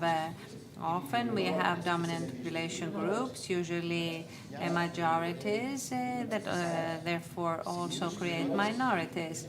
Usually minorities and small population groups are not viewed by the dominant group as the same, but as the other.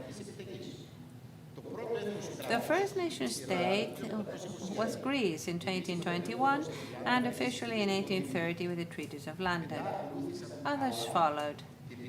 Nevertheless, it is ironic that the Ottoman Empire and Turkey adopted the characteristics of a nation-state simply as a mechanism to defend itself against the changes taking place, with the well-known results and the events of 1922.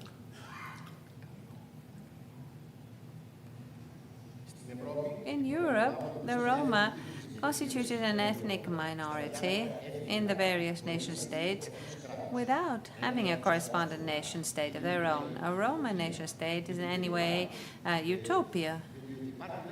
There are loads of groups of Roma who do not agree with one another, as I say. In some states, the full integration of the Roma in the national fabric it cannot be realized because they are recognized as a minority with all the legal, social, and other problems involved in this term. Most of them prefer a sedentary life, but others adopt a nomadic life and are also called travelers.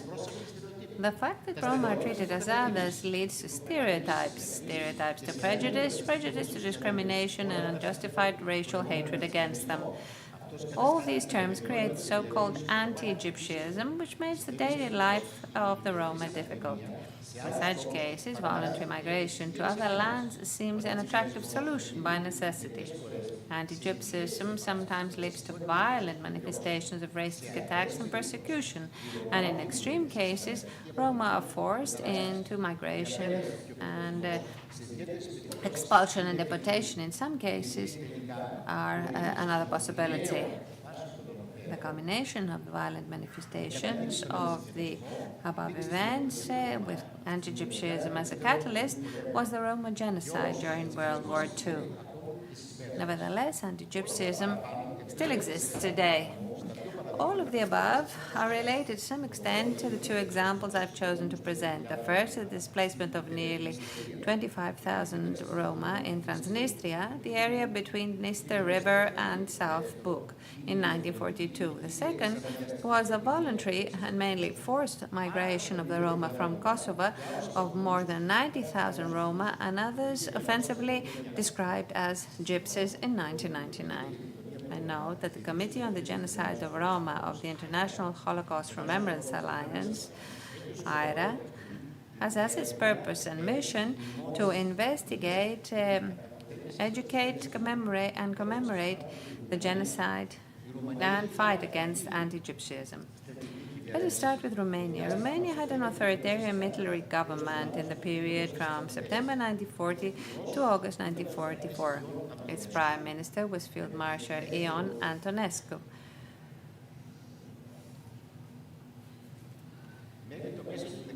By the mid-19th century, the Roma gypsies were slaves. They were described as rob. After their emancipation, they became a social but not a national minority. Romania had no pre-war knowledge of a Roma problem, but they were not considered genuine Romanians either. With the rise of Hitler to power, extreme right-wing forces came forth, which represented the purity of the nation, eugenics, etc., but had little influence. However, Romania's accession to the Axis and its territorial concessions made Antonescu create a Roma problem in combination with the murderous genocidal persecution of Jewish Romanians. Created the impression that Romania was aligned with the racist policy of the Third Reich. So they created a problem artificially, not through a racist prism, but as a problem of a population group with negative social characteristics, such as that of being mobile nomads, and described Jews as parasites who are involved in small criminal acts, delinquency, real or imaginary. I'm sorry, but I cannot use this for my slides. With regard to the large minority group, that of the Jewish Romanians, the situation was clear. Anti-Semitism had long been established, and a racist frenzy had been cultivated.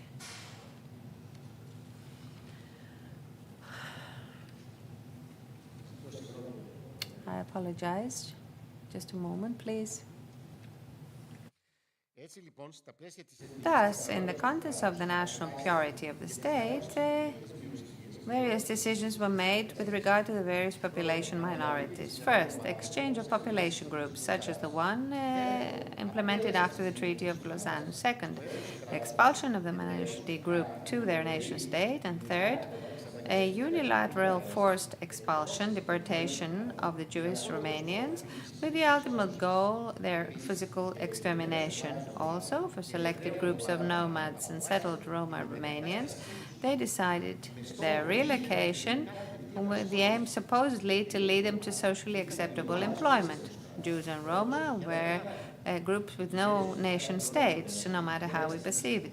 The government of Ionescu ordered the police to conduct an investigation in order to locate any Roma who had no clear profession or had criminal convictions or a difficulty with regard to their living standards or any nomadic traveler.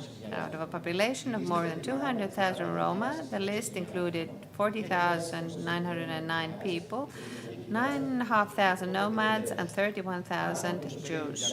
More than 25,000 Roma on the list were displaced to Transnistria in 1942. The rest of the Roma population, it was considered, could be Romanized.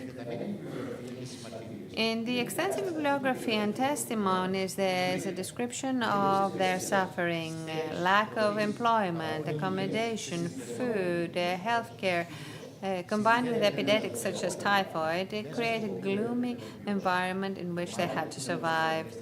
By May 1944, only 12,000 people still survived. If we add 2,000 who had secretly or openly returned to Romania, then the number of exterminated amounts to 11,000. The traps of the nation-state for the Roma were not alleviated or eliminated by the genocide. Persistent anti-Gypsyism in the wake of Romania's policy under Antonescu was imposed by law, which is criminalized only on the 15th of December 2020. Kosovo is the last new nation-state of the last decade of the 20th century. It originates from the breakup of Yugoslavia, a federal state without a national consciousness, which was broken into separate groups. Kosovo was an autonomous region of Serbia within the framework of the federation, with Muslim Albanians as the dominant population group. In 1990, the then Serbian Yugoslav president Slobodan Milosevic lifted its autonomy, and after a decade of tension between Serbs and Albanians, culminating in the NATO bombing of Serbia in June 1999, Kosovo was placed under international command with NATO's permanent force KFOR. Amidst all this upheaval and unrest were the Roma, Ashkali, and Egyptians, who were collectively called offensively as Gypsies. As is understood and expected, the creation of nation-states on the embers of the Federation were ill-boding for all minorities that suddenly found themselves in the new nation-state. Roma were particularly vulnerable to any attempt at a national homogenization of the new states because they did not belong to a particular ethnicity, but were a national social minority. And this despite the fact that during the Federal Socialist Yugoslavia, they were given full equality with the rest of the population with no discrimination by the Constitution. The Roma, Ashkali, and Egyptians in South Kosovo were in a particularly sensitive position because they had no national affinity either with the Albanians or the Serbs. We had examples of violent anti-Gypsyism from the Serbs in the 1990s to the end of the 20th century, and from the Albanian Kosovars, mainly from June 1999 onwards, involving intimidation, criminal acts, and forced expulsion.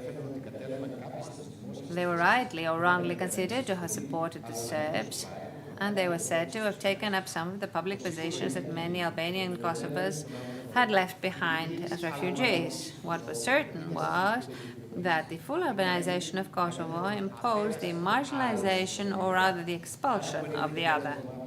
More than 90,000 Roma out of 120,000 either voluntarily or forcibly became refugees in neighboring countries and several European countries also. The national harmonization was pursued by all states that emerged from the breakup of Yugoslavia. After a few years, quite a few Roma returned to Kosovo, but the promises of full integration without discrimination proved to be ineffective. The lives of Roma living in Kosovo is not easy. They became stateless. Host countries don't want them. Kosovo doesn't want them. There's no Ithaca for them. And quite a lot of countries have forced Kosovars to return to Kosovo with all that implies for their security and prosperity. An indicative example is the case of student Leonardo Di Brani, who was pursued by the French police on October 2013. When he did not find her at home with the rest of her family, her father was deported the day before, and the rest of the family were to be deported as well. They found Leonarda on a school excursion, took her off the bus to be deported with the rest of her family. And let's look at Ukraine today. The story continues. Roma refugees from Ukraine are now facing segregation and discrimination in host countries such as the Czech Republic, Moldova, Romania, and elsewhere, just as Roma refugees were treated from Kosovo and the rest of the former Yugoslavia. Ukrainian refugees who are non-Roma are warmly welcomed in Poland, but not of Roma origin. The usual reasoning being that you are not genuine Ukrainians, so you cannot be refugees. Thank you very much. Thank you very much, Mr. Howell. Your references to the Roma population indicates this homogeneity that nation states are always looking for, and unfortunately in many cases this is still the case, looking for quote-unquote pure solution based on racial, linguistic and religious terms. So if you agree, Mr. Clark, we shall make a change to the order of speakers. Mr. Andreotis is going to speak because he's going to speak about the waves of refugees before the Treaty of Lausanne, and we will then conclude with Mr. Bruce Clark, who is going to speak to us about the Treaty of Lausanne. Mr. Andreotis, you have the floor for 15 minutes. He is a colleague and a historian with an excellent knowledge of historical movement of populations. He also recently wrote a book on this issue.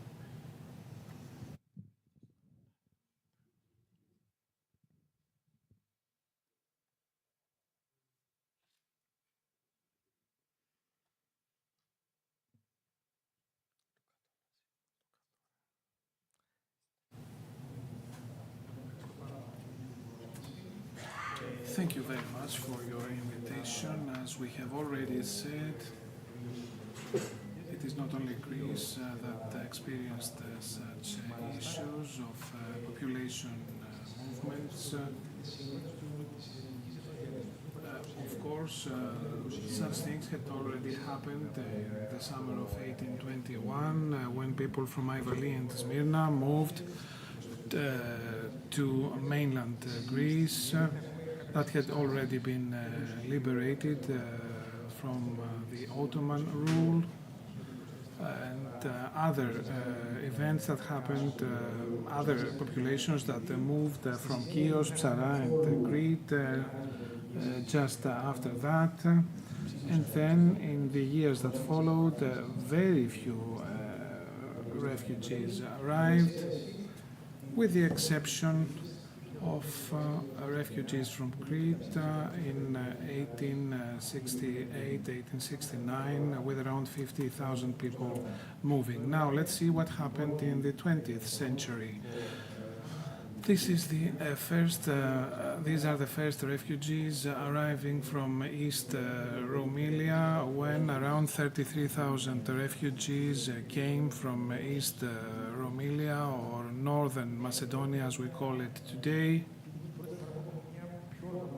This is the first case of an organized reception when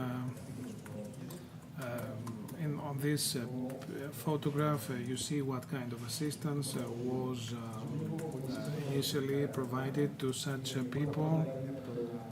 So let's see some refugee movements already between 1912 and 1918 with refugees from the Dodecanism. Around 9,000 people moved towards Greece during those years.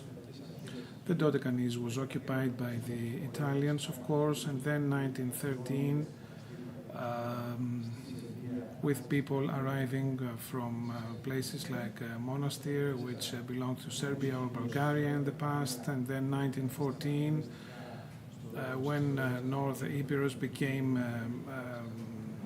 part of Albania, and refugees also arrived from that area.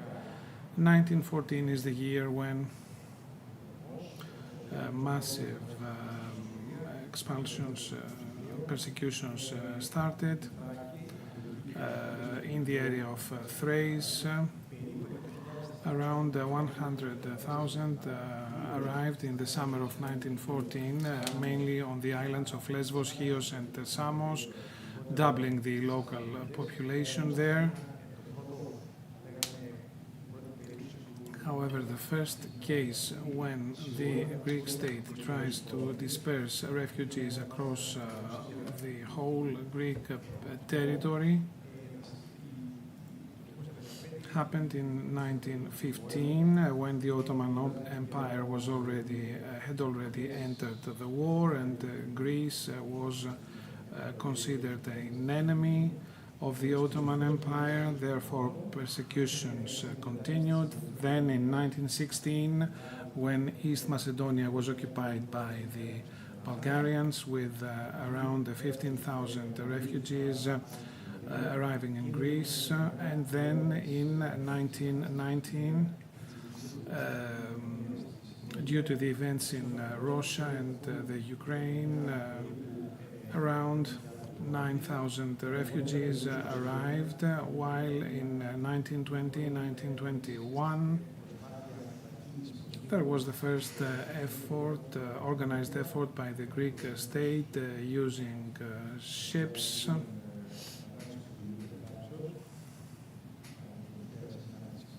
using vessels to bring around 60,000 in 1921 and 1922, also from the Caucasus region. Between 1919 and 1922, we have refugees arriving either from Asia Minor or the Pontus area and Cilicia, when it was evacuated by the French. We can see some numbers, indicative numbers. For example, in 1920, there have been, of course, some official recordings. In 1920, we have around 800,000 refugees arriving. On that picture, we see tents back in 1914 on the island of Chios. A very special case concerns 1916, when Venizelos created an organization in Thessaloniki to provide assistance both for people on the military front and to refugees. When that ministry was created in July 1915, it was basically the first time that this process of designating whether one should be considered a refugee actually started. Refugees were the ones who are entitled to medical treatment on behalf of the state insofar as they were victims of persecution of displacement and were either expatriates, displaced persons and applicants in Greece or domestic populations displaced by war. Something that is quite special is the law of 1919, basically a legislative decree that states that assistance could be provided regardless of origin or residence or nationality of those people. I think that this happened because Venizelos wanted back then to do something positive with regard to the Entente politics. Of course, the Red Cross provided assistance not only to Greeks and Christians, but also to Muslims, Armenians, and other people. Try to imagine what the situation was in a state where the idea of there were absolutely no means of identifying people based on documents, and to address matters, the state thought that photographs should be used in order for those peoples to identify and to prevent allowances being paid twice to the same people. Now, since at least 200,000 people were arriving from East Thrace and Asia Minor, and given that the First World War ended in 1918, the first refugees that were already present in Lesbos and Chios could go back. Now, efforts were undertaken in order for those people to be able to go back. There is the idea of people going back to Asia Minor and then again returning to Greece. About 2/3 of those people were finally repatriated. The census of December 1920 mentions around 206 people that had been born abroad.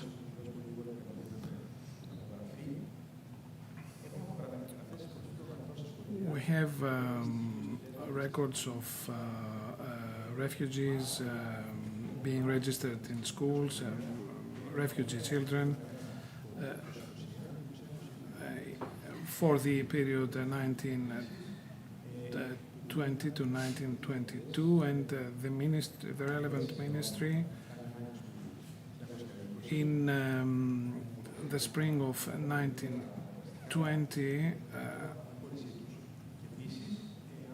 tried to solve matters, and based on the 1928 census, refugees had to declare whether they had arrived before the Asia Minor disaster or not, and then around 151,000 refugees stated that they did come to Greece before that disaster. Of course, refugees did not arrive, not all refugees arrived at the same time.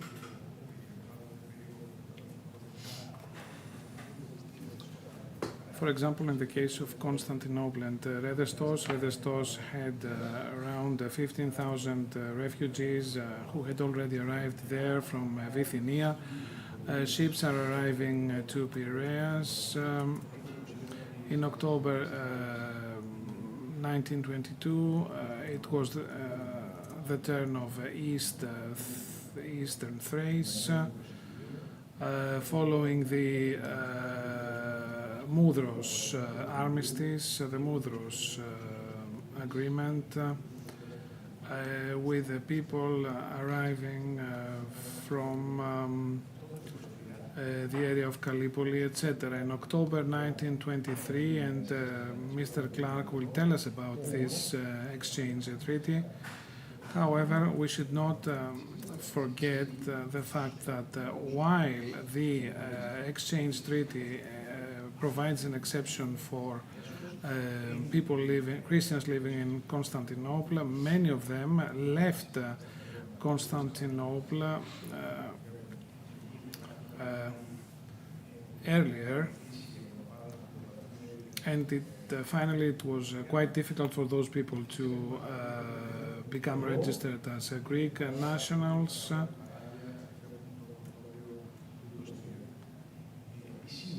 Now, officially,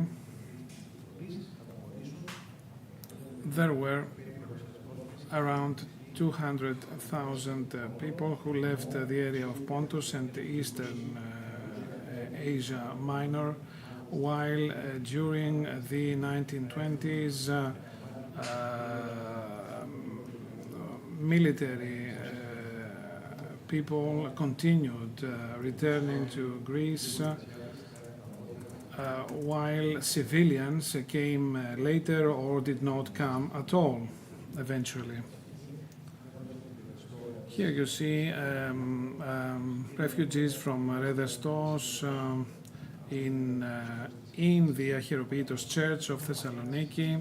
Now, the number of refugees is quite a controversial issue. That is, how many of them did finally arrive?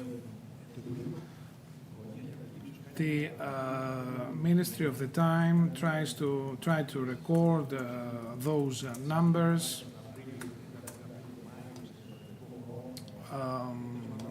In April and May 1923. Based on that recording, refugees amounted to around 786,000, while based on estimates from the period of 1923 to 1925, those refugee numbers were between 1.3 to 1.4 million people. Now, according to the official census of May 1928, the number of those refugees amounted to 1,221,849 people. Of course, there was the issue of mortality that also had to be considered when performing such census activities, processes. There were also people who in the meantime left the country and went abroad.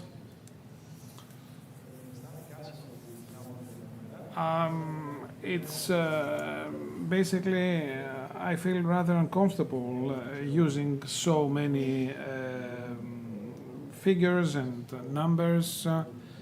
Therefore, I thought I should add a testimony, the testimony of Apostolos Mykoniatis from Aianos, Pergamos.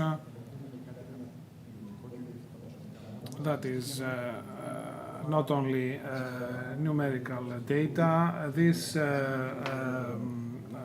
little text by Apostolos Mykoniatis, who actually underlines all the suffering that these people sustained. We thank Mr. Andriotis for providing us with all this interesting insight.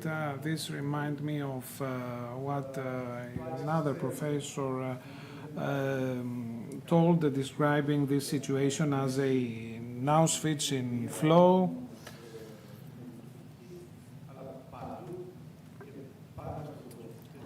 These are things that happened across the globe on several occasions, and I think there's no other better person to speak about this, a journalist and author, Bruce Clark, who is going to speak about refugees based on the Population Exchange Treaty of Lausanne. Έχετε 15 λεπτά για την παρουσίασή σας. Σας ευχαριστώ πολύ. Είναι πραγματικά μεγάλη τιμή να μιλώ σε αυτό το συνέδριο του ΙΑΠΕ. Με ακούτε? For those who need, I hope so. Unlike most of the people speaking tonight, I am not an academic scholar. I'm a journalist and a writer. And between scholars and journalists, we have a joke. Scholars say that journalists are people who go, for example, to Sarajevo for 3 days, and afterwards they write a book called Bosnia, Yesterday, Today, and Tomorrow. So that's the kind of person I am. I'm a reporter, for better or worse, and it's as a reporter that I wrote my book, Twice a Stranger, which is intended to be a human and diplomatic history of the Lausanne Convention and its consequences for both countries. Now, I won't offer such a rich diet of information as the previous speakers. I will simply throw out a few ideas for further discussion and thought. I will make the following provocative suggestion. On one hand, the Lausanne Convention on Population Exchange was a fateful and important historical precedent, which had real consequences for the remainder of the 20th century. At the same time, I think it was something absolutely unique in history, with no precise equivalent, and unlikely ever to have a precise equivalent. But to look first at the consequences of the Lausanne Convention, this very much fits in with what we heard from Dr. Kralova. There is certainly no doubt that as the Second World War progressed and victory came in sight, there is no doubt at all that all the powers which were allied against Hitler were very much mindful of the precedent set by Lausanne when they contemplated the world after Germany's eventual defeat. Now, we even have, and Dr. Kralova will know this, as early as 1942, we hear the Czechoslovak leader Eduard Beneš saying, "It will be necessary after the war to carry out a transfer of population on a very much larger scale than after the previous war." In other words, he's got the idea that after great world conflicts, there will be huge movements of population, and after the current war, it's going to be even bigger than last time. In 1943, we hear Franklin Roosevelt saying, "We should make some arrangements to move the Prussians, i.e. the Germans, out of East Prussia the same way that the Greeks were moved out of Turkey." So people have the Lausanne precedent in mind. In 1945, we have Winston Churchill speaking with characteristic frankness, saying, "I am not alarmed by the prospect of the disentanglement of populations, nor even by the large transferences which are more possible in modern conditions than ever before." Now, he doesn't refer explicitly to the Lausanne Agreement, but he clearly has it in mind when he uses the word disentanglement, and also when he refers to modern conditions, the fact that these days the exchange of population can be done bureaucratically, formally, with the use of trains, ships, bureaucrats, and so on. It's clear that he has Lausanne in mind. In fact, there is an interesting British political scientist called Matthew Frank, who has spoken of a 40 years in European history when population transfers and exchanges were very much a feature, and not only the Lausanne Convention, but also perhaps starting even with the 1913 agreement between Turkey and Bulgaria, the 1919 agreement between Greece and Bulgaria. From that period onwards, there was a time when population exchanges, bureaucratically administered population exchanges, were, so to speak, in fashion in European history. Now, interestingly, Matthew Frank identifies an end point for that period, and I don't know what Dr. Kralova will have to say about this, but for him, it is when Beneš proposed that in addition to expelling the Germans, he should also be able to expel the ethnic Hungarians, and that demand was refused. And that, in Dr. Frank's view, marks an end to the period when, in bureaucratic circles, population transfers on a large scale were, so to speak, in fashion, the order of the day. Now, from the Second World War onwards, I would suggest that forced migration on a massive scale, forced by governments, that is, becomes more disapproved in theory, but actually more common in practice.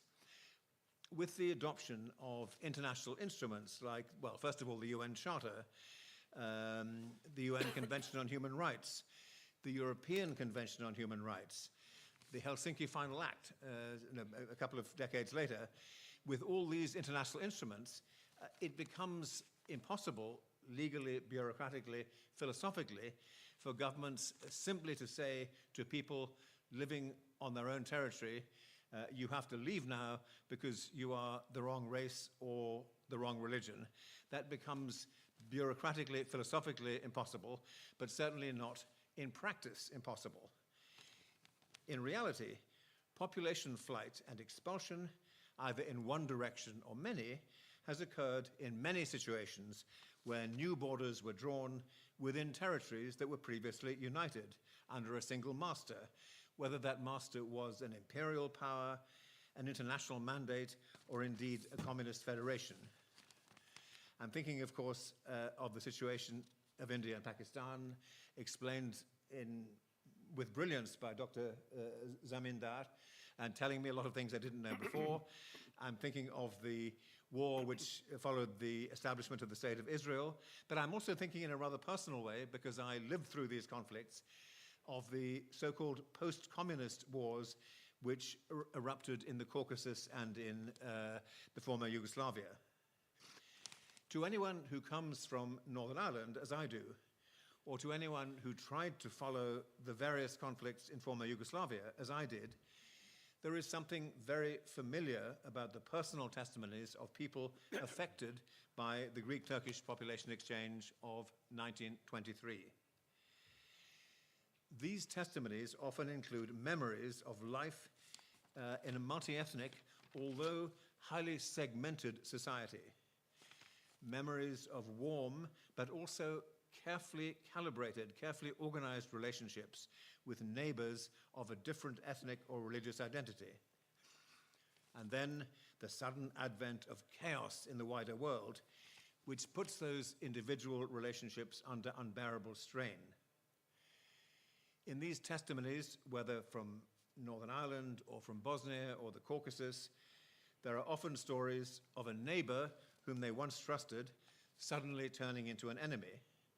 And there are also inspiring stories of neighbors who take enormous risks to save the lives of people on the other side.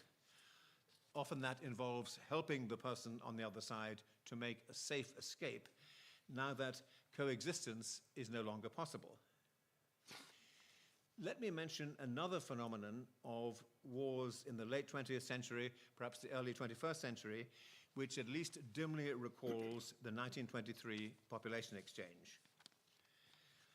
When conditions for coexistence in a previously intercommunal multi-ethnic space suddenly break down, individuals and families can often make pragmatic deals which form a sort of population exchange on a micro scale. Take, for example, the early stages of the conflict between Armenians and Azeris, who had previously coexisted under Soviet rule, under Pax Sovietica, if you like.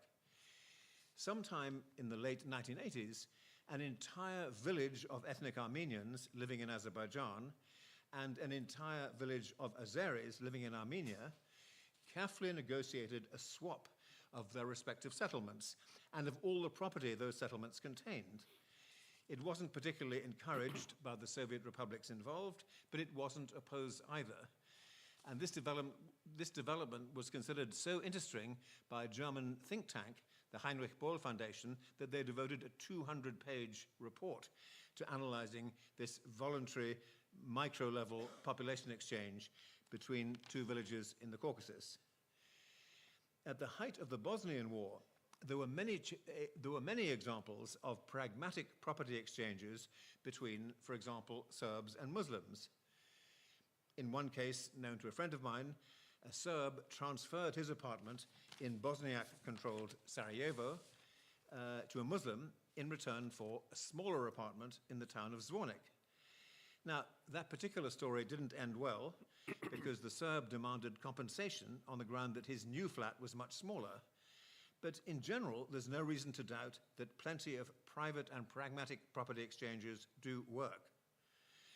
Even in my native Northern Ireland, there is, in a sense, a perpetual exchange of territory going on between the Protestant and Catholic communities, which are unfortunately still highly segregated in terms of neighborhood.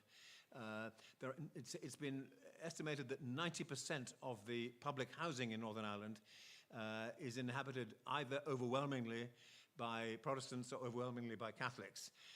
There's certainly, at the level of social life, there is some mingling between the two communities, but in terms of the definition of territory, the two communities are in some ways more separate than ever.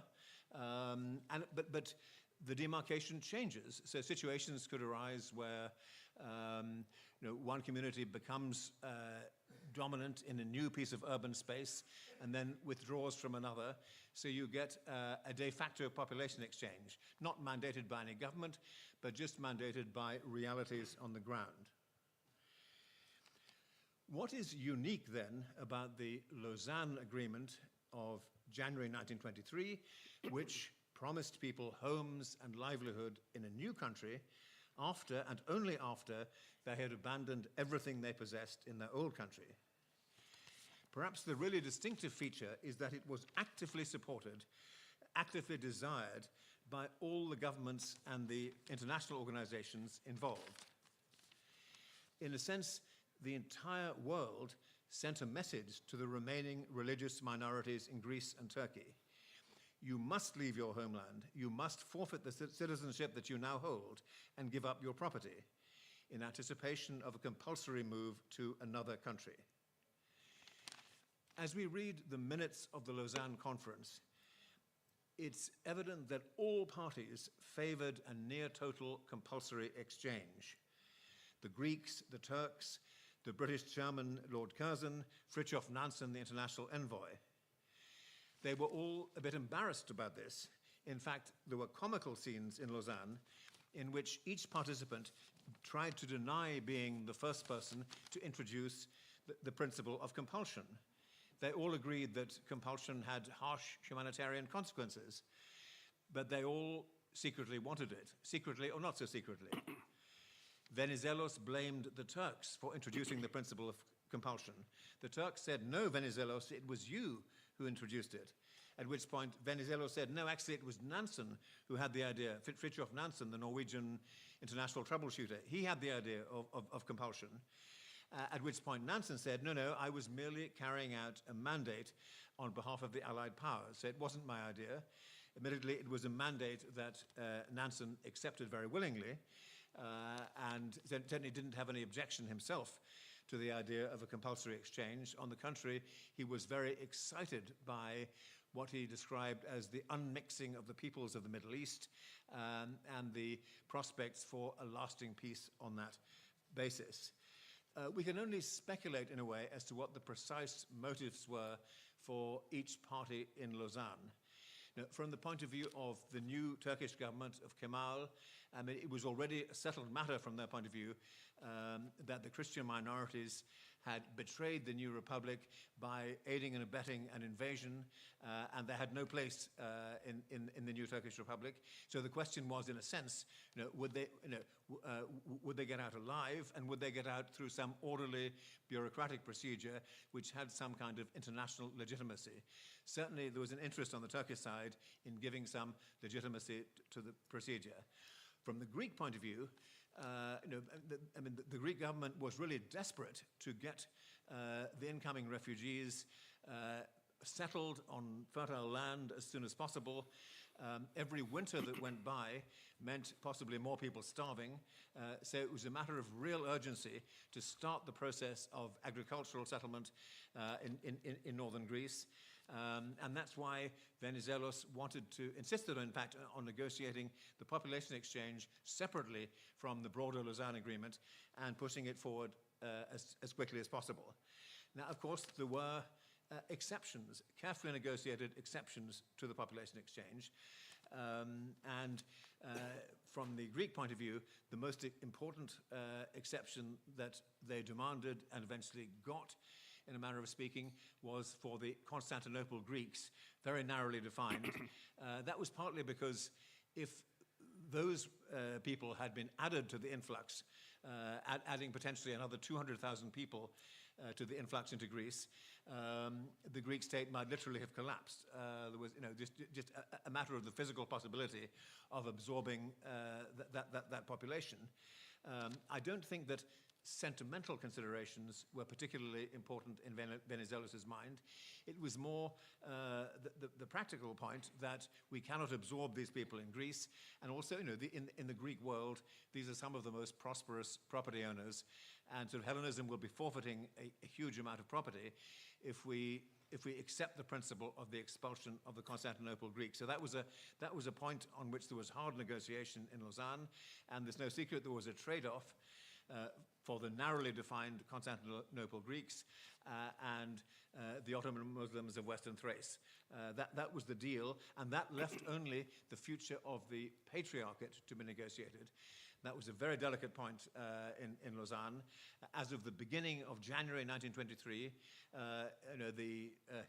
The Turks were adamant that the Patriarch must leave. He had supported the enemy.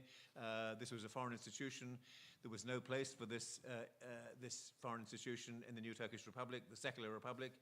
But by a couple of weeks into January 23, a compromise had been reached, and it was agreed that the Patriarch would stay in the city, but on condition that his duties be confined to purely religious ones, and that all political and administrative functions would be taken away. And connected to that, there was an unexpected agreement to include the mainly Turkish-speaking Cappadocian Christians in the population exchange. There again, if you look at the minutes of Lausanne, it's quite striking. As of the beginning of January 23, most people expected the Cappadocian Christians, who were far from any war zone, to be exempted from the population exchange. Sometime in the backroom negotiations that took place in January 23, that decision was changed, and it was decided that the Cappadocian Christians would, after all, be included in the exchange and therefore deported to Greece. And if you think about it carefully, both Greece and Turkey, as states, had reasons for wanting that to happen, especially after it was agreed that the Greek Orthodox Patriarchate would stay in Istanbul. From the Turkish point of view, it was unacceptable to have a large population in central Anatolia which might be loyal to the Greek Orthodox Patriarchate.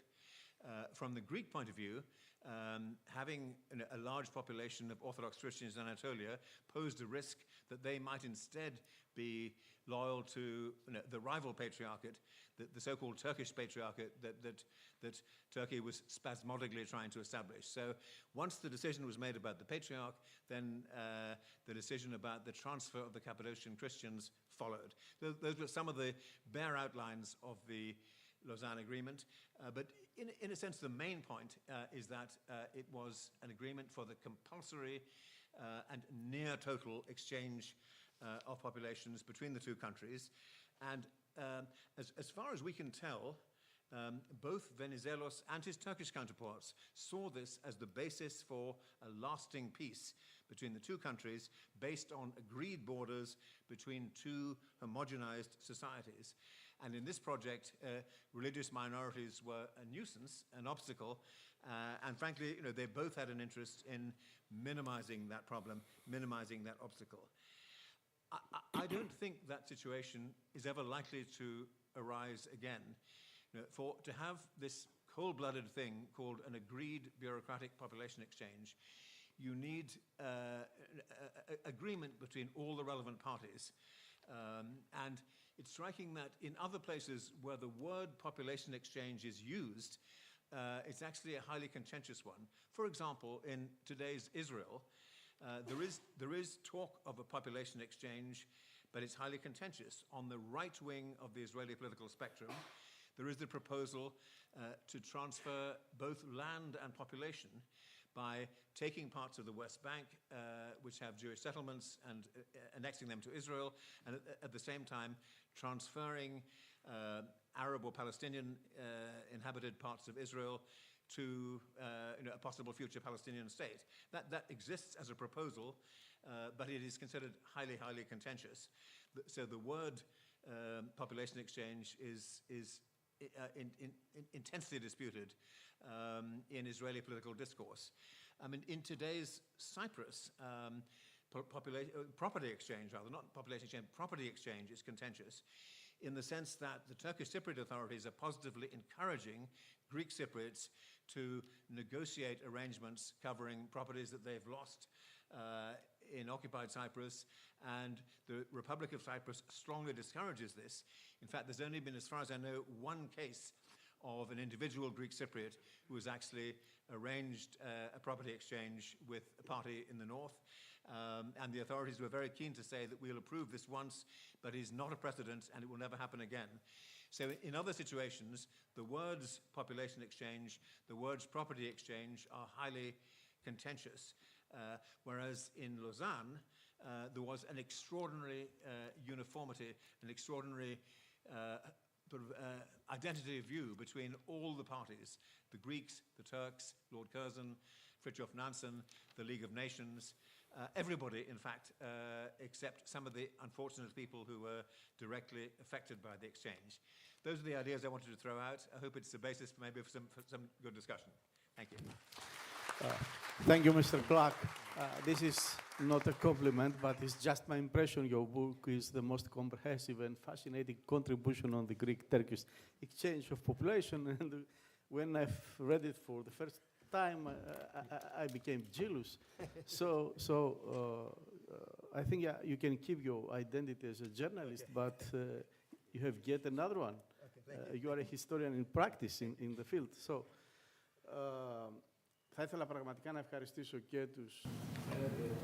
I would like to thank all our 5 speakers for their greatly enlightening papers.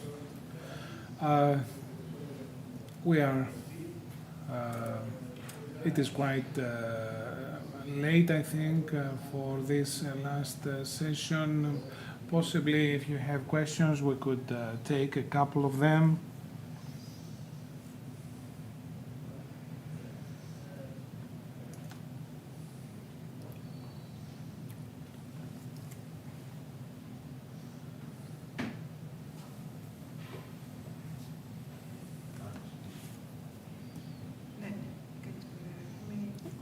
Good evening. My name is Elisabeth Kontogiorgi. I would like to thank you all for your great papers. Έχω μία ερώτηση.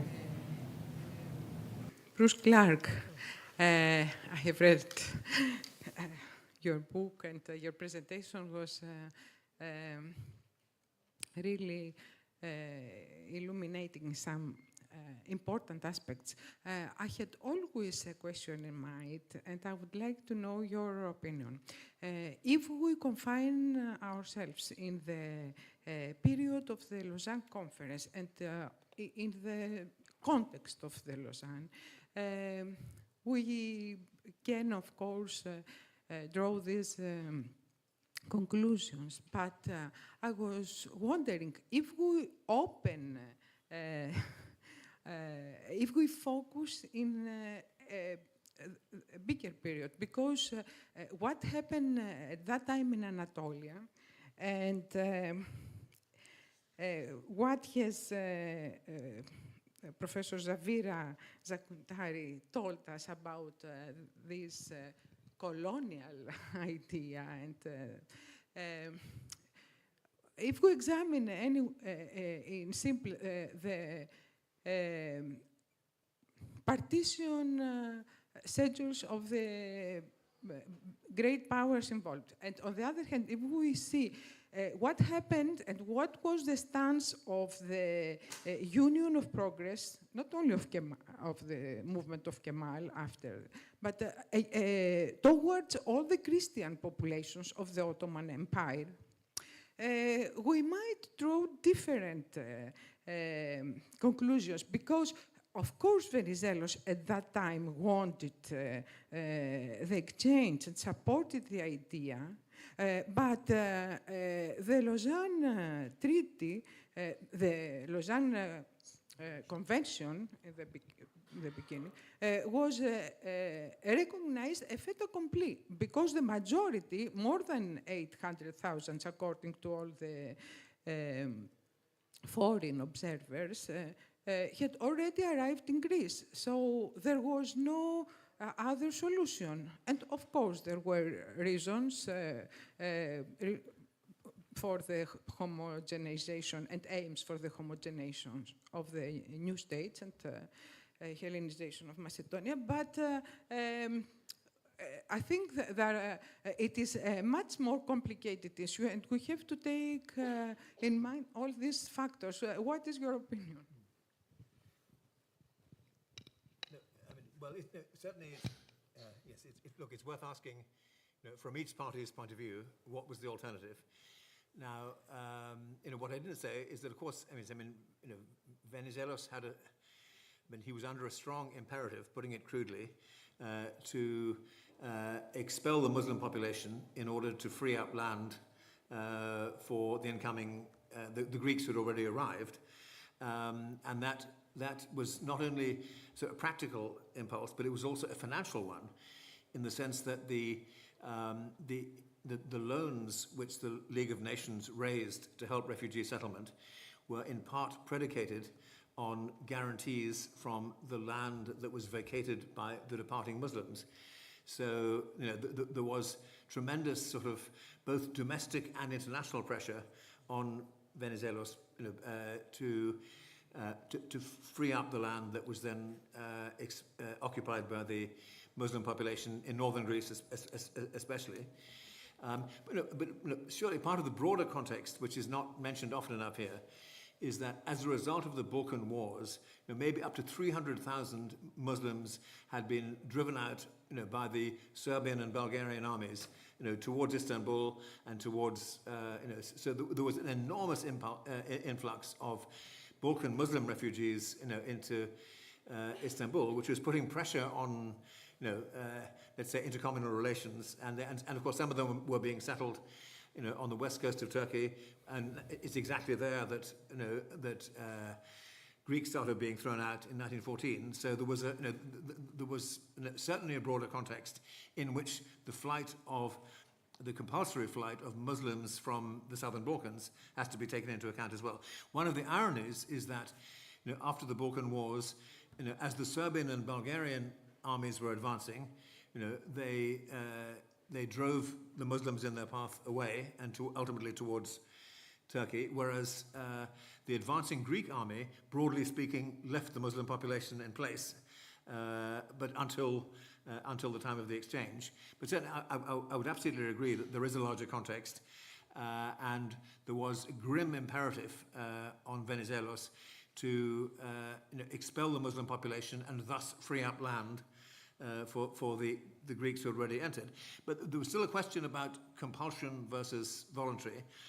And if some element of free will had been allowed, then at least I think that some of the Muslims in Crete might have stayed.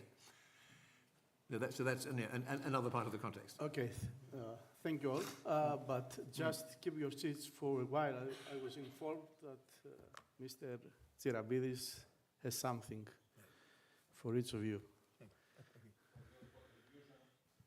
To this conference, the municipality of Calabria offers you the emblem of the city, the ship Argo. To all of us, no? For all of you. Yes, yes. Okay. Plus Professor Fotiadis and Mrs. Kondogiorgi. Professor Fotiadis. To have it on your desk.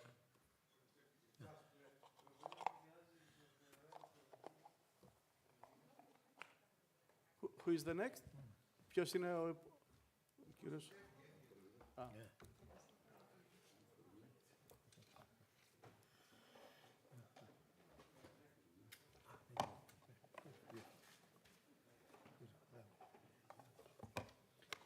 Ευχαριστούμε πάρα πολύ όλες και όλους. Να είστε καλά. Καλό βράδυ σας ευχόμαστε.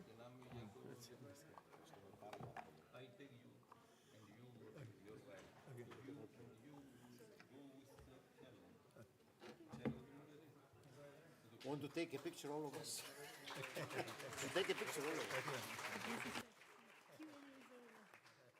Somebody should take a picture of the fighters.